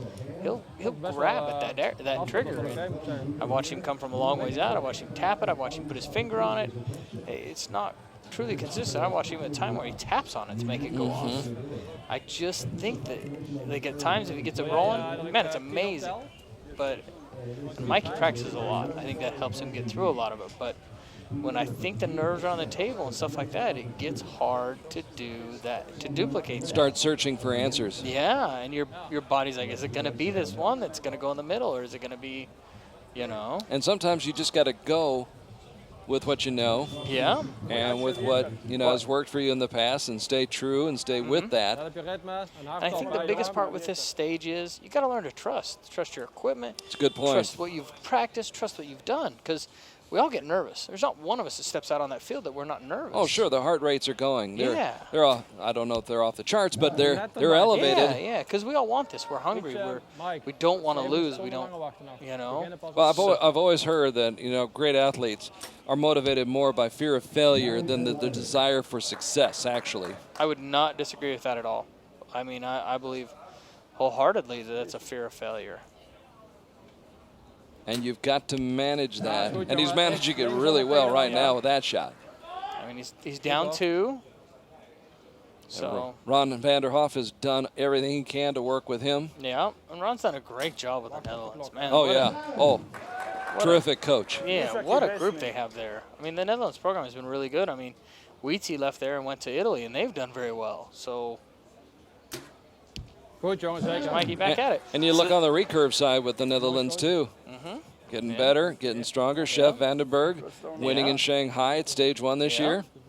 Yeah, the Netherlands as an archery program has done amazing things. Big time shot right there. Yeah. And Bouden has a 2-point lead. And the advantage right now.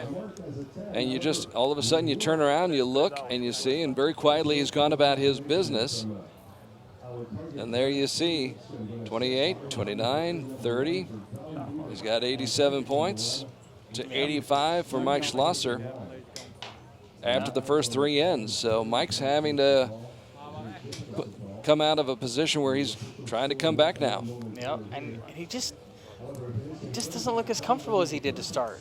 Got all the talent in the world. Yeah, I mean, you look at him and you just, I love Mikey to death, and I wish there was a magic pill I could give to help him because he's an amazing shot, you know, but it's just, and he'll do it. He'll figure it out. Without a doubt in my mind, Mike will figure this out. Well, how many great golfers have you seen who got what we call the yips? Oh, you know? Tons of them. We've seen players in different sports where it's just a simple play, and all of a sudden they get the yips, and they can't execute, and something happens. Yeah. But they got to get past it, and most of them do, and I think Mike Schloesser will. Yeah. He may do it here in the next couple of ends. Yes, he might. And like I say, the funny part to me about Mike is, man, he doesn't get it until he gets out here. I mean, he shoots amazing. During qualifying, during eliminations. World records and high eliminations, and does it all. I mean, stuff that makes people's jaws drop. Yeah. Even you. Oh, yeah. As great as you are and as much as you've done, even you're impressed. Yep. He's solid.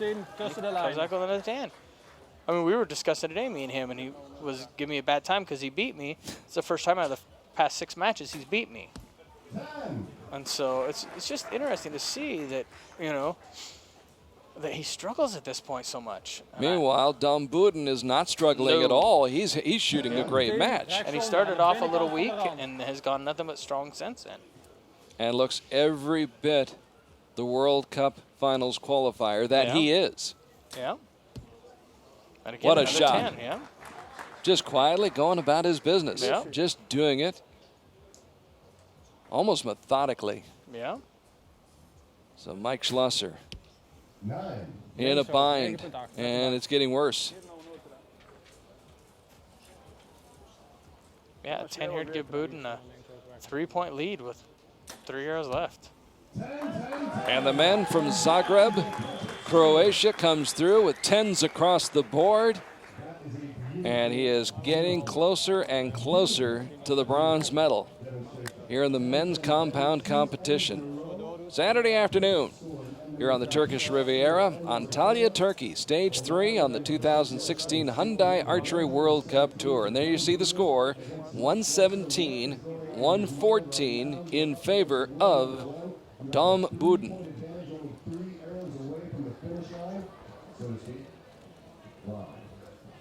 And like I said, now with 3 points with 1 in left, Buden pretty much can figure he can miss at least 2 and still win. And so it takes a little pressure off. You don't have that huge, I got to put 3 in there to win. It's a little more of a deep breath, execute some good shots, and it's not as bad. Line that pin up at the center of the target. I'm going to go on a limb and say Mikey strokes these last 3. The look in his face is totally different than it has been the whole time. And maybe I'm wrong, but let's hope so. yeah. We always want to see every archer shoot their very best. Very best. There's the first of the 3 10s you've predicted. Yeah. Oh, Swami. Yeah. Buden. Bingo. Yeah. Well, there's 1 back. And Mikey with a 10 here could lay a little more pressure on Buden, and he's only down up 2. But there's a 9. That's a 9. And in turn, you could go to the fact that Buden missing that 1 made Mikey think, hey, maybe there's a shot now, which Buden should be able to relax. You can never let off the gas pedal. No. Never. No. Still not out of the realm of possibility. Yeah, the door is not. Has to be a 10. 10. And he got the 10. So he now needs a 9 to win, which we haven't seen an 8 yet, really. Nope, we have not. Dom Buden There's the figure. Oh. And a 10. Dead wraps it up. Leaves no doubt about it. A 2-point victory for the Croatian archer from Zagreb. And you could sort of start to see this coming at Stage 1 in Shanghai. He finished 8th there. So not all that surprising to see him have success here in Antalya, Turkey, work his way through the elimination rounds, get to the bronze medal match, and in the bronze medal match he knocks off Mike Schloesser. Yeah. And does it by a couple of points. Yep, it does. So it's been interesting this year. In Shanghai, at Stage 1, it was Australia's Michael Brosnan who got past the Netherlands' Peter Elzinga. Then in the Stage 2 in Medellin, it was Martin Damsbo defeating Mike Schloesser. And here, again in the bronze medal match, Mike Schloesser falls, this time to the Croatian archer, Dom Buden. Yeah. And if we look back to Mikey's win in Shanghai, if it isn't for the 0, he still doesn't win that match. So is it, I don't, it's so hard for me to wrap my head around it because Mikey's such a good shot. You were talking about his gold medal match in Shanghai. That was against Damir Elmaachla, whom we just saw on camera here in the grandstands. Damir Elmaachla, he started, I believe, that match really well, and all of a sudden, things just came undone. Yeah, it was like he could not to take away from Mike Schlosser's victory, but Damir was not on his A game that day. No, his arrows, when he couldn't keep his arrows on his wrist. I don't know if it was nerves or what it was, but it was quite an interesting, sitting back in the hotel room, we'd got back to pack up to fly out, and we were looking at scores on the internet going, holy cow, what's going on? Until we got a chance to sit down and watch the match, it was like, wow. And Damir Elmaachla is the man who won the World Cup Finals in Mexico City. Yep, he did. He is the one that... The yips. Yeah, the yips came through there. The yips. Got a case of the yips, and it was a bad one. And like I say, there's nothing ever saying that this is a done match. At what point is it going to be done? You never know what's going to happen, and that's a clear sign of that. So congratulations to Dom Buden, who picks up the bronze medal. Condolences to Mike Schlosser, who is going to have to go back to the drawing board once again and figure out how to use all that talent and ability that he has and channel it the right way so he can come through in situations like this. All right, now on to the main event, the men's gold medal match.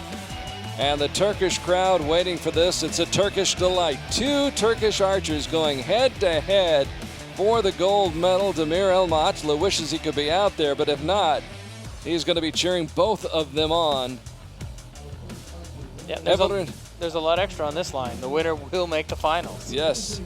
And you are looking at Evren Chaharan, who won 6 matches this week to reach this gold medal match. Along the way, he defeated Gabriel Badenhorst of South Africa by 5 and Camilo Cardona of Colombia by 1. And today he'll be facing his teammate from Turkey, Samet Can Yakula, who also won 6 matches, including wins over South Africa's Patrick Roux and Seppi Silliers.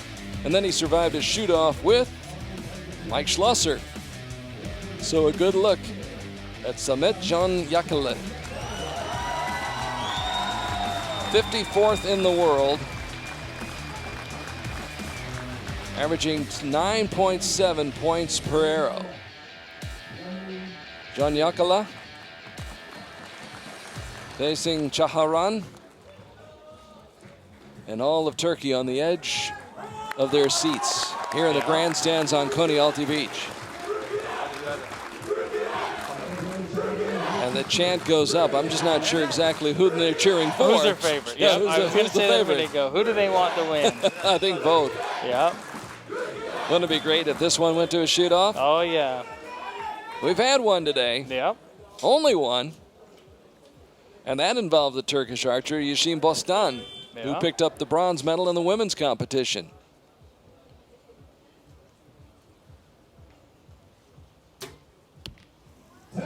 Been a long time coming, but 2 Turks on the line shooting for a gold medal in Antalya. Whoa. And a shaky start for Samet. Which we go to inexperience here. Both of these, I don't believe either one of these guys have ever really stepped foot out there in an individual match. I don't recall having seen them in a medal match before. No. And here they are, first time on this field today. Yeah. First time ever in a medal match, let alone a gold medal match, Yeah. let alone against a teammate. Or to make the World Cup finals. And to make the World Cup. Thanks for throwing that in, yeah. You just keep piling it on. Other than that. Yeah, they're just out there shooting some arrows. Sure.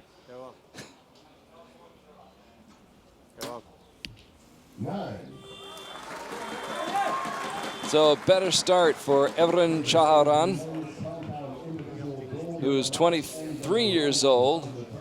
As you take a good look at Samet Can Yakula, who is a 19-year-old, ranked 54th in the world, 9.6 points per arrow, has 12 wins on his resume, including 1 tiebreaker. Won team gold medals at the Youth Championships in Yankton, South Dakota a year ago, and the Youth Championships in China 3 years ago, 2013. So it's not as inexperienced. Just a little inexperience here with the what I would call kind of the big dogs.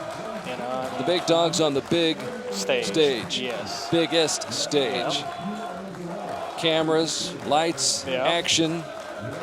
Yep. It's a Real Wilds talking about you on Archery TV.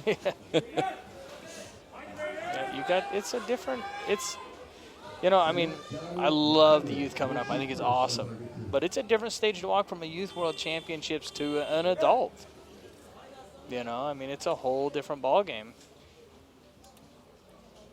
Little bit of a step up from Yankton. Yeah. Although we love Yankton. Yeah. Was there last week. It's quite the place. Isn't that? So he's settling down a little better. Yeah. Yeah. Just takes a little settling in. And that is a beautiful shot. Yeah. Well executed, well done. Strikes pay dirt. Chaharan had a 5-point advantage, 28-23 after the opening end. And just keeps shooting 10s. Looking a little bit more relaxed, a little bit more determined. Yeah, with that kind of lead, it does allow you to have a little more. Yeah, there's his first arrow on the 10, so.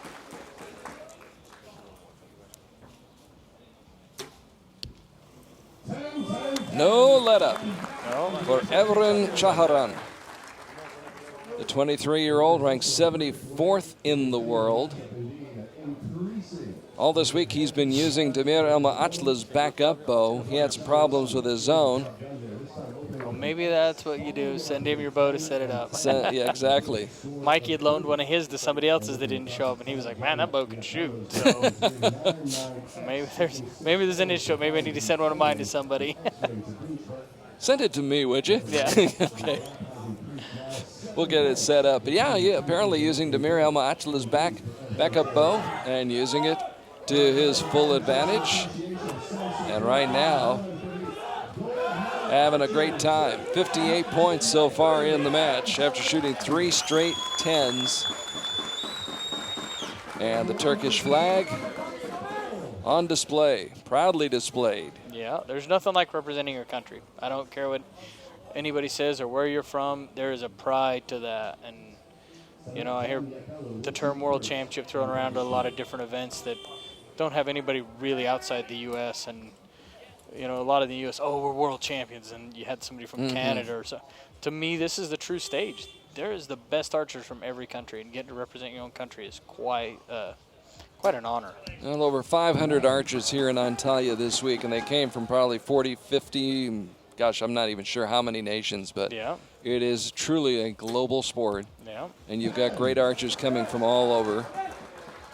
And I think one of the cool parts is the people. And no matter what country you're from or any of that, archery's full of great people. Great sportsmen. Yeah. 2-point advantage now. Or excuse me, 7-point advantage.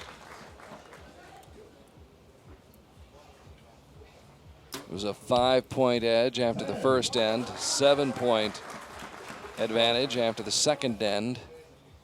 And now, depending upon this shot, another 10 points after 3 ends. Still a 7-point lead. So no inroads made that end by Samet Can-Yakala. And it shows how important it is to get off to a good start. 100%. In all honesty, he shot 1-8. Other than that, everything's been in the 10 ring. So he's been shooting very, very well. Everett is not, I mean, like I said, he's got a 28. Well, I guess he has a 29. He shot a 9. I thought one of them was a 10. But he's got 1-9 and 1-8. That's pretty solid shooting out there in that slight breeze. They both shoot 29s here in this third end, but after that slow start getting out of the gate for Samet Can-Yakala, I should say, that 6 really put him behind the 8 ball. Yeah, he dug himself a pretty big hole that's hard to dig out of. But he's soldiered on. Yeah, he has. And not no over give. yet. Nope. I would think not after having to fight so hard just to get to this point. Oh, my gosh. The people don't realize the energy it takes to get through these head-to-head matches, the mental exhaustion, the other things that go through it. It's a challenge. Because you play this thing through your mind all day and all night before, don't you? Yes. And then you get in it, and you're shooting head-to-head, and you're like, man, you've already thought about it a ton, and now you get in there, and your thoughts are like, just like I tell you, oh, you think you got 2 points, you know, you got this one. Your mind is running 8 million miles a minute, and so it's just, it's exhausting. Saw the story, I think, this week on worldarchery.org about the new app that's coming out. Yeah. That helps you assess, I guess, your brain waves and try to see what's going on while you're shooting. I'm interested in finding out more about that and how an archer can take that information about what's going through their brain as they're shooting, analyze that, and then use it to their advantage. Yeah, very much so. That'll be interesting. I believe the program's called Hit the Gold. So the lead stays at 7, 116-109. Quick shooting by both of the Turkish archers here in the men's gold medal match. Final match of the day on Compound Saturday. And a pretty special one. I mean, the point differential hasn't helped to be the greatest match, but it's pretty cool that there's 2 Turks out here that are getting to shoot in front of the home crowd, and they know they're going to walk away with the gold and the silver. Sure, they'll be on the podium. There'll be 2 Turks on the podium for the men, 1 for the women. Yeah. This is an historic moment for Turkey in the sport of archery. So 116-109, Evren Shaharan with the lead. Took the lead early on. going for his first World Cup medal, and it may be a gold one. Which is not a bad start for your person. No. Might as well start at the top. Why not? Yep, I agree. Yeah. Yeah. You can always work your way down. Yeah. Well, you can say that, or Hopefully you can say I could rather start at the bottom because there's always somewhere to go. Right. But, you know, there's a lot of different ways to look at it. Hey, you know what? Gold's gold. And by the way, that looks good. I'm sorry. That just looks good. Yeah. Diving in that water. In this temperature, it Oh. definitely would be good. Definitely people out having a good time. Right now, Samet Janyakala in troubled waters. They're trying to stay afloat. Well, their countrymen are in here representing them well. And right now, his fellow countrymen not giving an inch. No. He's All bets are off. All friendships are off. It is just business right now. And right now, Evren Shahran is taking care of business. 6-point lead, 135-129. Another 10. 5 to win. score arrows and you get the W. He got things squared around, but just not in time. Evren Shahran. And he sticks it right in the middle of the finish. A statement made by that young man who comes over to hug his fellow countrymen. That's history right there, my friends. History in the making. Evren Shahran. It's awesome. Yeah, he'll make the finals. That's a big. I mean, not only does he get the gold medal and the prestige here in your own country, but you also the kind of the cherry on top. You get to go to the World Cup finals. Big, big day for him. That young man coming through with a huge win in front of the home nation crowd. There you see the packed grandstands. They were cheering throughout. Not a close match. 145-139 the final score. Shahran coming up with the win and really grabbing the lead early on and never letting it go. So Evren Shahran gets the gold. The silver goes to Samet Janyakala, the 23-year-old. Come away with the win under the Turkish flag that is waving on the bluff just beyond our targets here on Konyaaltı Beach. And so the matches have been completed and the day is done except for the medals. And that is a big part. It's a huge part. If you've won a medal, you want to be on that podium. Well, and there's nothing in this world, again, like getting to hear your national anthem. And we will hear the Turkish national anthem. Yeah. As well as the Colombian national anthem. If you're just joining us this morning in team competition, on the women's side, Russia came up with the gold medal performance, defeating the Netherlands by 10 points, 217-207.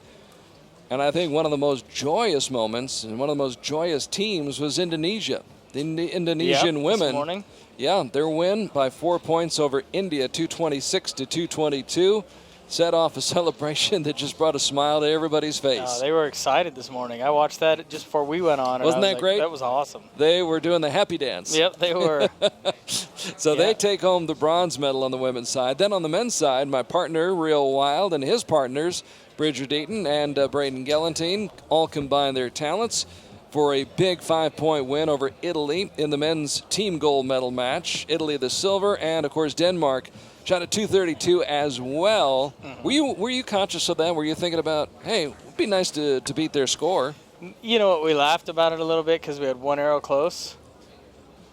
But other than that, hey, you got the gold. Yeah, that's because scores are always funny. So, but that's where it ended up at. But you shot at 232, and Denmark shot at 232 to defeat France by 11 points and pick up the men's team bronze medal. Then this afternoon, we started off with the mixed team bronze, Italy winning that 153 to 147. Then Colombia and Great Britain in one of the best matches of the day.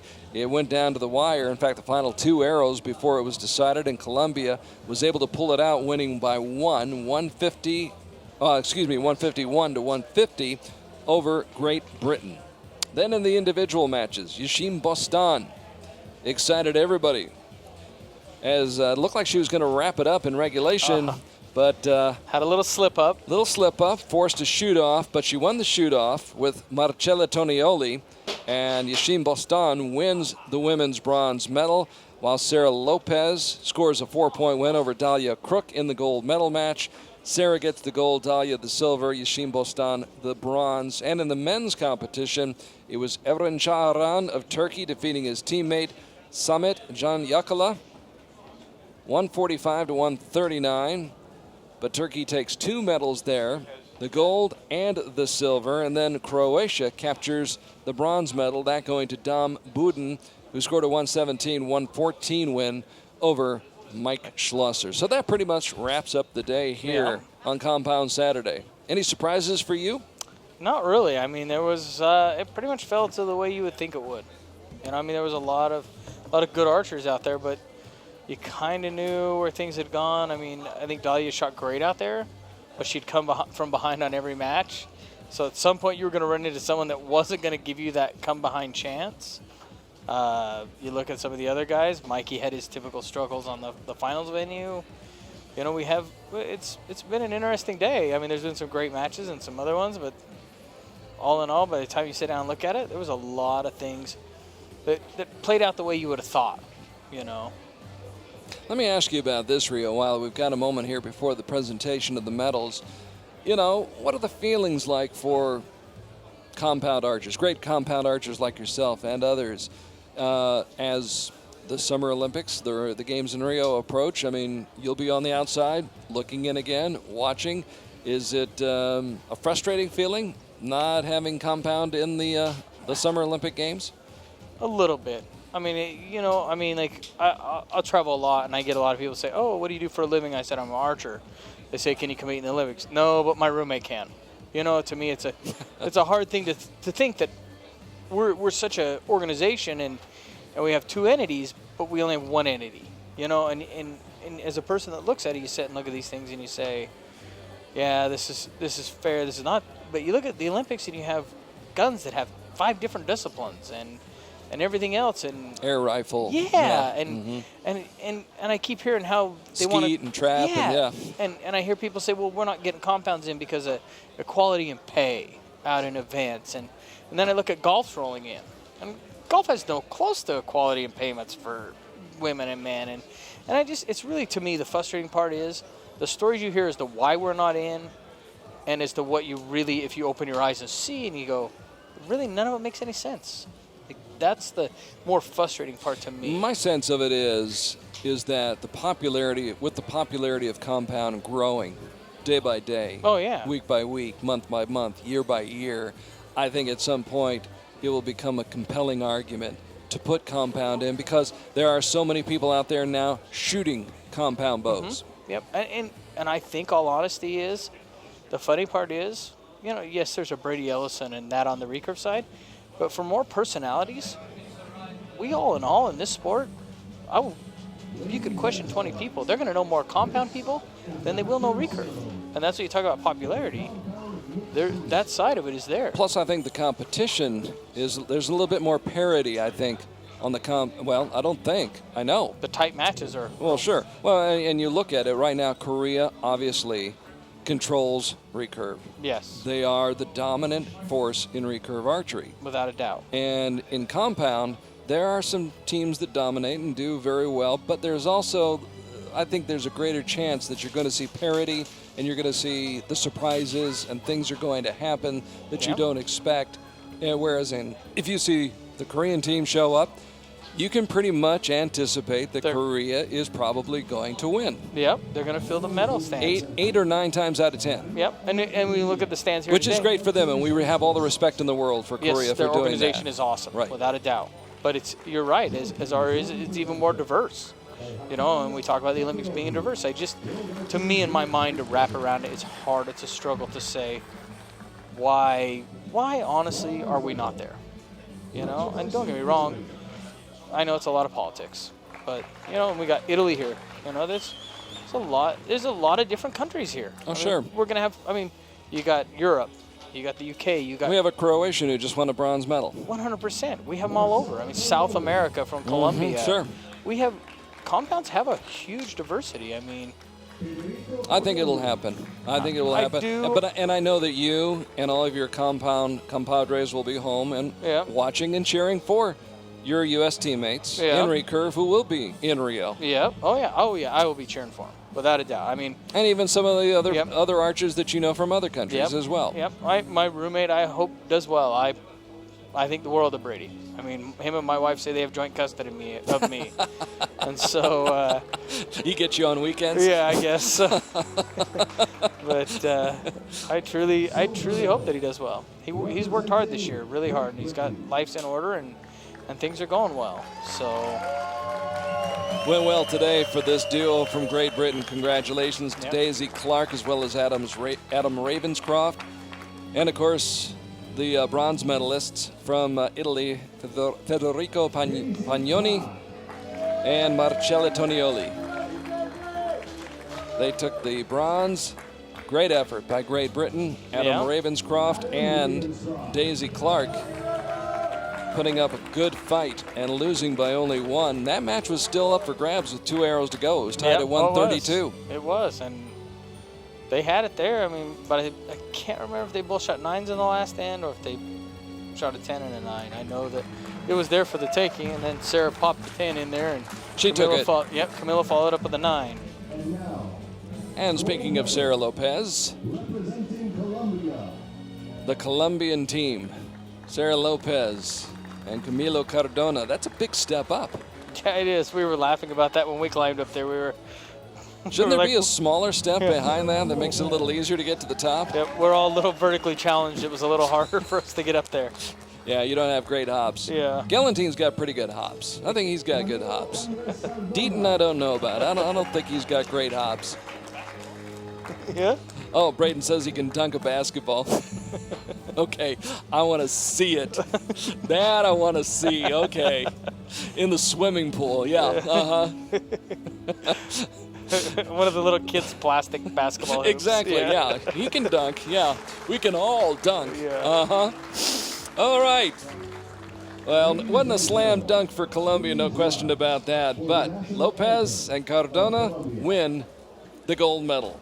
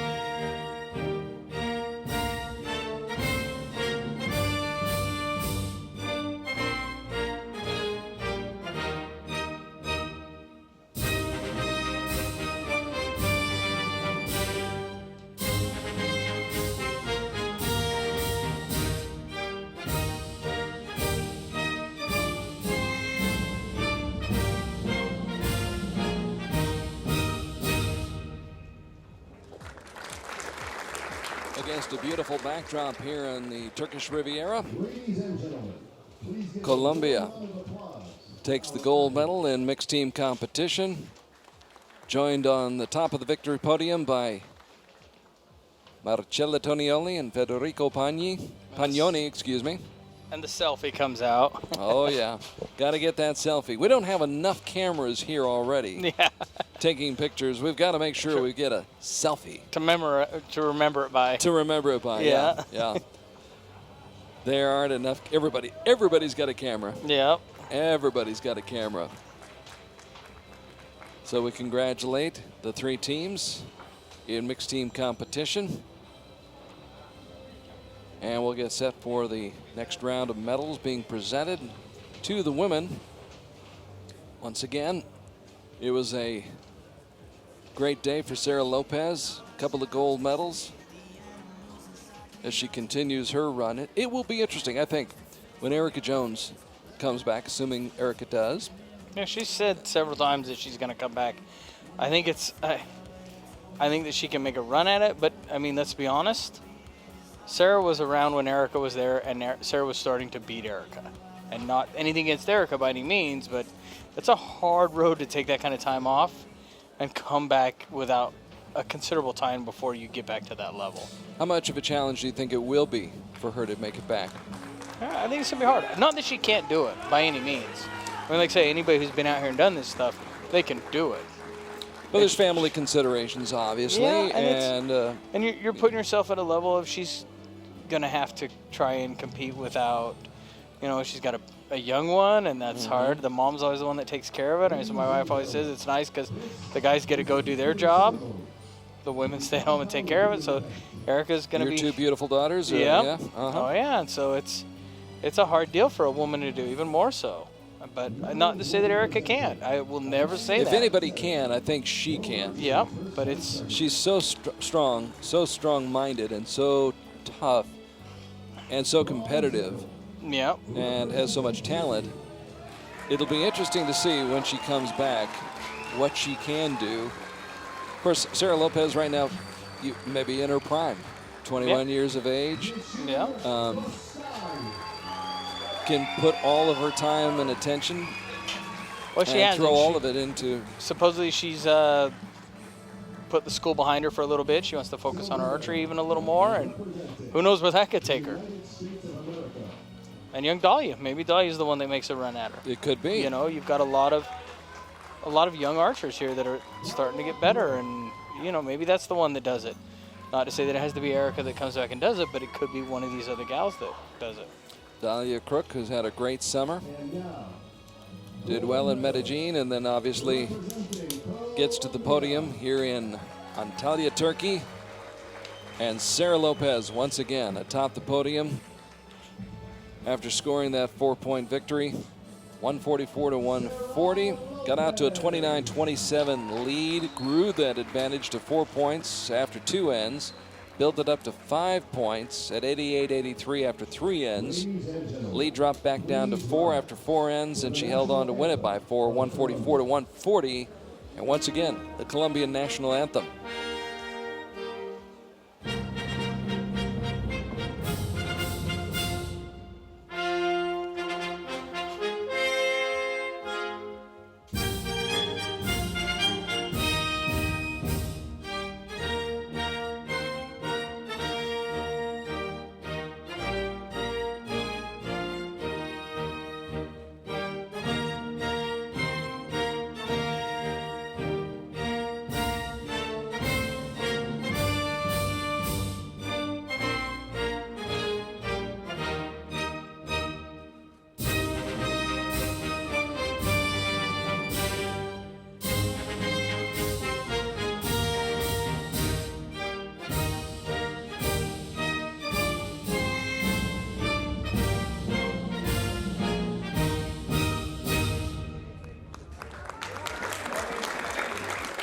And we thank Rio Wild for joining us here this afternoon. Rio having to depart. He's got a plane to catch out of Antalya. Got to get to Istanbul, and then Istanbul. You can go anywhere in the world from Istanbul.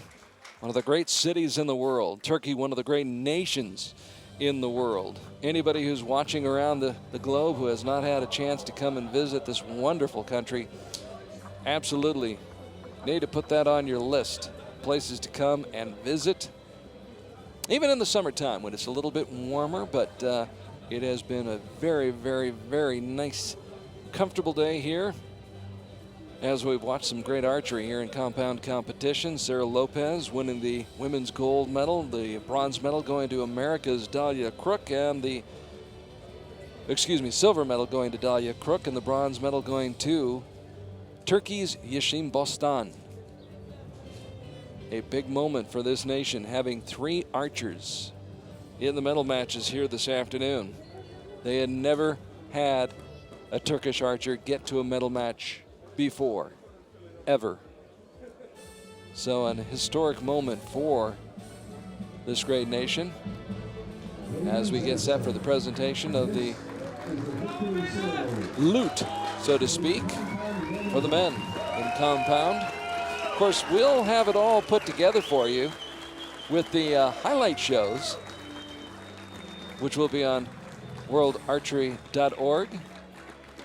And we'll have those up for you on Tuesday. Maybe Tuesday. Could be Wednesday. Might even be Thursday. We'll see. No, we'll get it up as fast as we possibly can. We have our crack crew working on it even as we speak right now. And we'll be pulling together those highlight shows for the recurve as well as the compound. And you can relive the golden moments on worldarchery.org. Thank you, Cecile. No pressure. Oh, we love it. We absolutely love it. Now the presentation of the medals to the gentlemen in compound. Coming into compound competition today, Mike Schloesser was leading in the World Cup standings with 40 points. However, he fell to this gentleman, Dom Budin of Croatia, a gentleman from Zagreb, Croatia, who had already qualified for the World Cup finals in Denmark. And he adds to his point total. Dom Budin coming in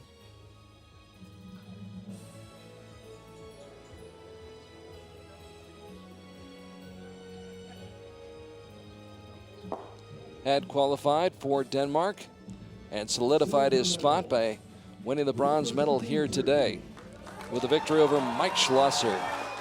Now the two Turkish archers.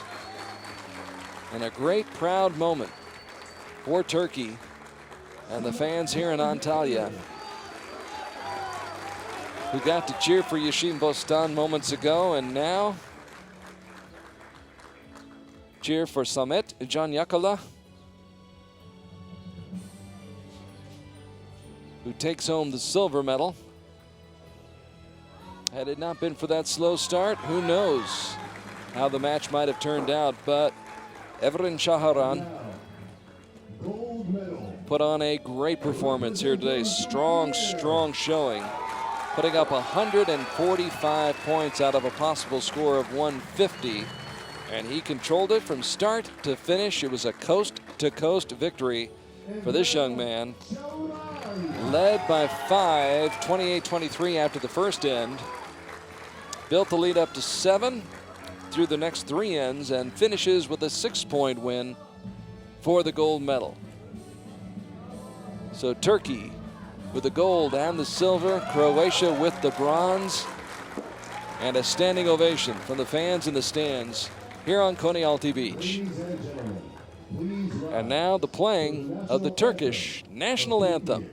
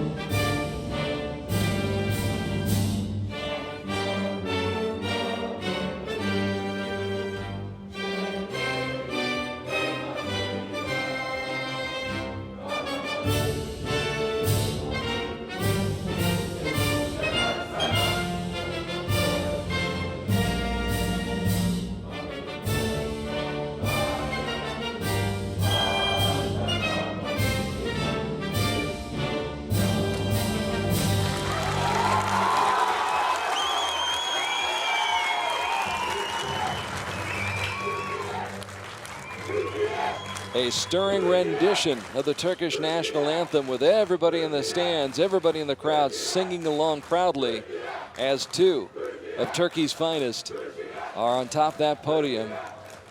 Evren Şaharan, the gold medalist, and Samet Can, the silver medalist, joined by Dom Budin of Croatia, the bronze medalist in men's compound competition. Speaking of men's compound, one of the best in the business, who I've just dubbed the Doctor. That's your new nickname, Martin Damsbo. MD, medical doctor. Doctor, you're operating. You're on the beach. You're here. You're operating. Doc oh yeah. No. So Martin Damsbo will be with us for the next few moments here on World Archery.tv or Archery TV. One more picture. And it's been an interesting day here, a hot day, Martin. You were out there earlier today.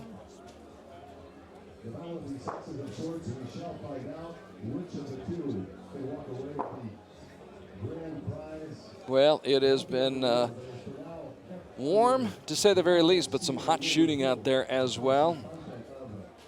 And we want to thank our great sponsors, Hyundai, Fila, Sport Toto, Longines, and Turkish Airlines, and congratulate all who medaled and all who came and competed here today, including Martin Damsbo, whose team teamed up to win the bronze medal in the men's team competition. Now we look forward to seeing what happens tomorrow on Recurve Sunday, Stage 2 of the 2016 Hyundai World Cup Tour.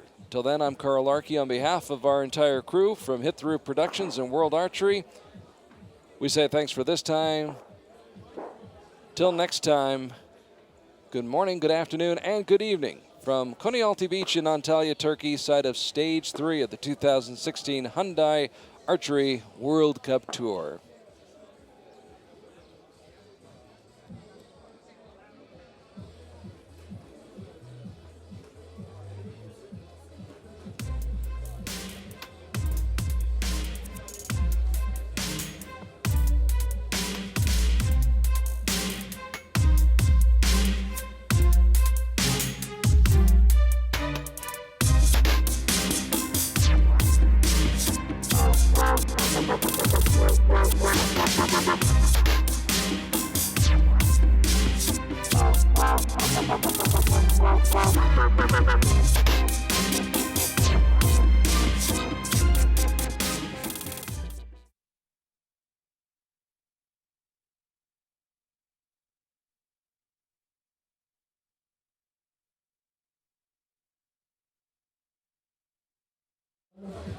In the compound men category at the Sarah Lopez, 21 years of age, also a world #1 indeed.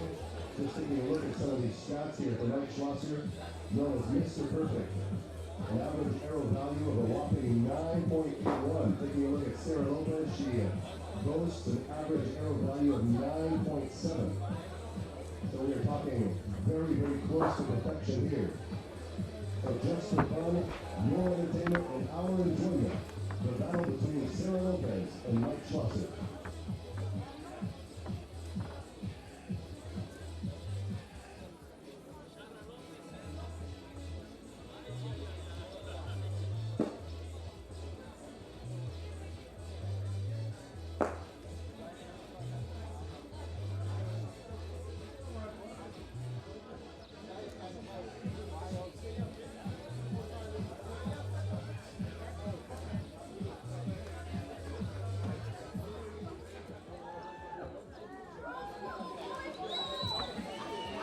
Ladies and gentlemen, let's welcome the athletes to the field of play for an exhibition matchup of the... For those of you still with us on our video stream, some bonus coverage, an added bonus. Carl Larkey along with Martin Damsbo, the Doc Damsbo, joining us here on Archery TV as we have a special feature for you. Numero uno against #1 on the men's side, Mike Schloesser. A lot of people have been talking about this, Martin, and been wondering what it would be like if the #1 female in the world, Sarah Lopez, faced the #1 male archer in the world, Mike Schloesser. Now, I'm not sure how thrilled Mike is about this, considering the fact that the bronze medal match didn't exactly go his way. I'm happy I'm not shooting against Sarah for sure. I was going to ask, would you care to be out there right now? No, thank you. I'm good in here. can see the average is almost the same. Mike's is 9.85, and I think Sarah's like 9.7 something. This is one of those rare sports where this could happen, where men and women can compete and be on a level playing field. Yeah. This is the top ranked in both men and women, and also the two shooters I think that has the most maximum scores of 150s in match play. So this could go either way. I know both of them have had a really long day and out in the heat, so we'll see who has more energy here in the end. I'm trying to think of another sport where this could happen. In golf, I don't think you could have it happen. No. Men will drive further in golf than females will, as there's the first shot by Sarah. So Mike knows where the bar has been set. I think he knew that before he started in there. And so Sarah Lopez with an early lead. Obviously basketball, I don't think men and women really could compete on an even playing field, although it'd be interesting in some occasions. Soccer, football, trying to think of other sports. Maybe dart. Yeah? That could be. Yeah, I don't know.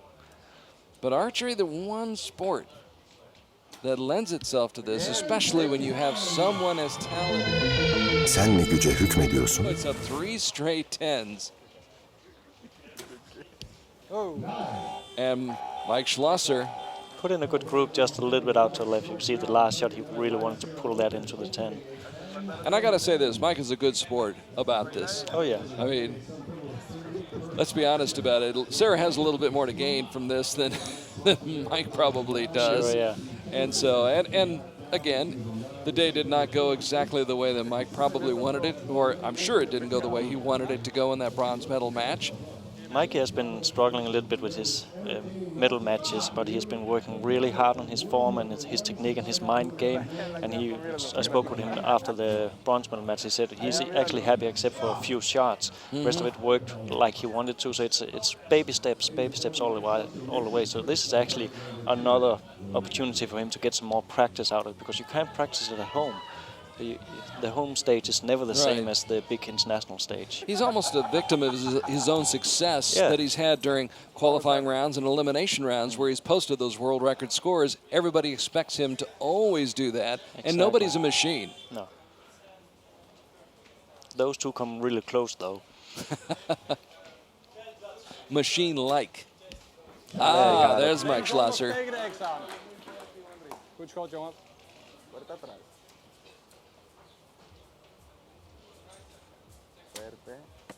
Oh, did you see? There was a miss. I think it was off the wrist or something. You could see. We can't see the playback, but you could see the arrow goes all the way out to the right when it's shot off. So that does not happen very often. No. But again, this is archery. You only need one bad arrow to, or just one malfunction of the gear. And remember, this is just an exhibition right here. I think maybe something with the arrow wrist or something is off. So something went awry with that shot by Sarah Lopez. But she finishes strong. Nothing worse than standing there out the line and shoot a good shot, and then suddenly the arrow goes. You can just see in her face, like, what happened? What happened? I have no idea. I think we can see it when we see the YouTube video afterwards. You can actually see the arrow goes out the picture to the right. She's just happy it happened now and not earlier today. Right, it didn't happen in a medal match. This is just for fun. Yes. This is just for fun. A lot of people have been asking about this. A lot of people saying, hey, let's put a great archer like Sarah Lopez, who is right now the dominant female in compound archery. She's there all the time, every time. What a summer she's had. Won the gold medal here, won the gold medal in Medellin, won the gold medal in Shanghai. Yep. And will be the favorite to win the gold medal at the World Cup finals in your lovely country. Looking forward to being in Denmark in September. I'll promise it will not get as hot as here. That's for sure. hopefully not too much rain. I think we can bet on that. But it should be a really nice location. It's in Odense in Denmark. It's the home city of the author Hans Christian Andersen, the guy that wrote the fairy tales, The Ugly Duckling and The Little Mermaid. So it should be a fairy tale there, they hope so. The Copenhagen was great. I'm looking forward to being in Denmark again. And I think all the archers, obviously it's a great honor if you get to a World Cup finals, and to have it in Denmark once again. The World Championships. Great event there last summer. I'll always remember Christianborg Palace. It was a good venue. So Sarah's got things straightened out here in this exhibition match.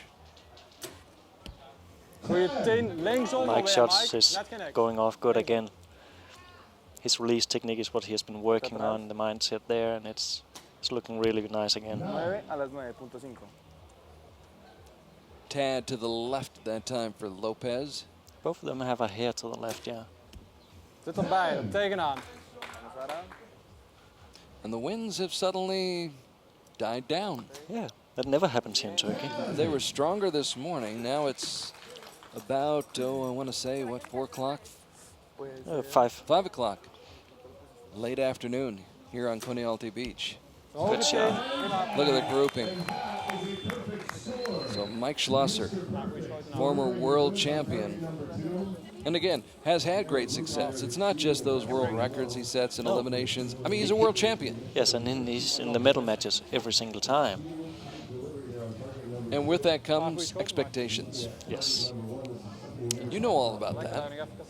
I think we all have struggled with that once in a while. But yeah, it's something you have to contend with. You have to learn how to deal with that. Yes. That's what the game is about, especially for those guys that's up there all the time. It's, yeah, like you said, it's their own success, but it's also suddenly their own opponent. Right now, Mike Schloesser, I think, more focused on himself. He's focused on getting as much out of this shoot as possible, get so much practice out of it as possible. Because even though it's just a fun game out there, none of them want to shoot bad. None of them want to lose the match. We were talking about that, Rio and I, a little bit earlier. I mean, in the match between Marcella Tonioli and Yashin Bostan, obviously Bostan had more at stake because she needed a bronze medal to get to the World Cup finals. But Tonioli, that doesn't mean she didn't want to shoot well, even though she'd already qualified. Yeah. I mean, I think every competitor goes out there every time wanting to win. That's for sure.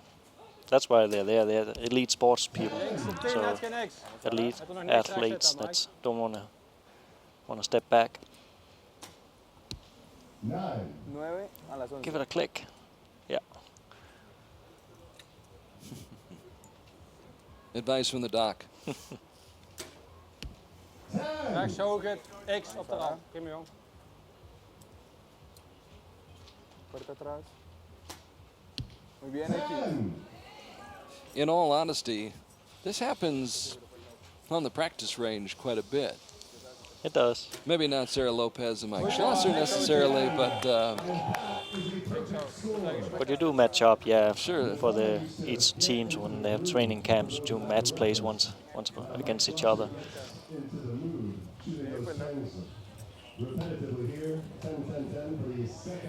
And actually, it's a really good match. Sarah has that miss, but let's say it would go into a 10 or a 9, then it would still be even or only one behind of Mike. So it's a really good match. Had it not been for that miss, and it will be interesting to hear Sarah's version of that. But look at the scores in the last 2 ends. Perfect scores for Mike Schloesser.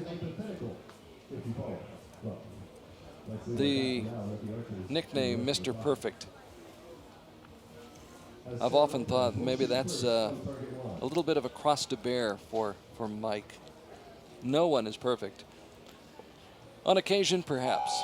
It's hard to keep it up all the time, Sure. but he's definitely getting close at it. From when he shot the 600 in Nîmes a few years back, and then even in Shanghai here this year, where he almost shot perfect on a full round. I've just often wondered how much more pressure that adds to his plate. So it's just amazing to to see him shoot that match, because the last 6 arrows was just a bunch of X's. It's like rest of us would just pull them all over the target or even in the 10 if we were lucky, but he just X'd them out. Just like that.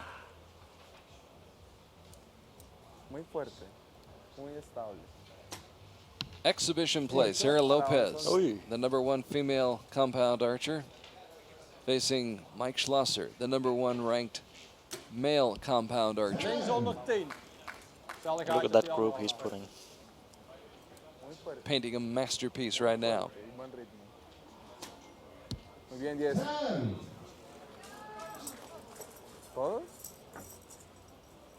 Something wrong with her other knock there as well. 148, that's Mikey's.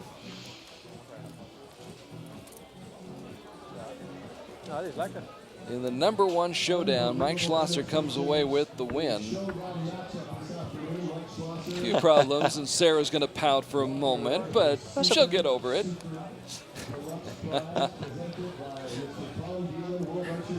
Yeah, I think she's happy that it happened now and not like 2 hours earlier. No, no. But again, in this game, everything can happen. You just need one bad shot, one bad arrow, just one knock cracking, and then, yeah, you're off the target. So Mike Schloesser wins the battle of the sexes, I suppose you could call it, here in Antalya, Turkey. For all those of you who've been wondering, what would happen? Now, we know. Although we still don't know. Still actually don't know. It's not at all fair, yeah. Yeah. They'll have to do this again. I'm pretty sure she asked for a rematch soon. I'm sure. Your plans now, Martin? I mean, we're almost 2 months away from the World Cup finals in Denmark.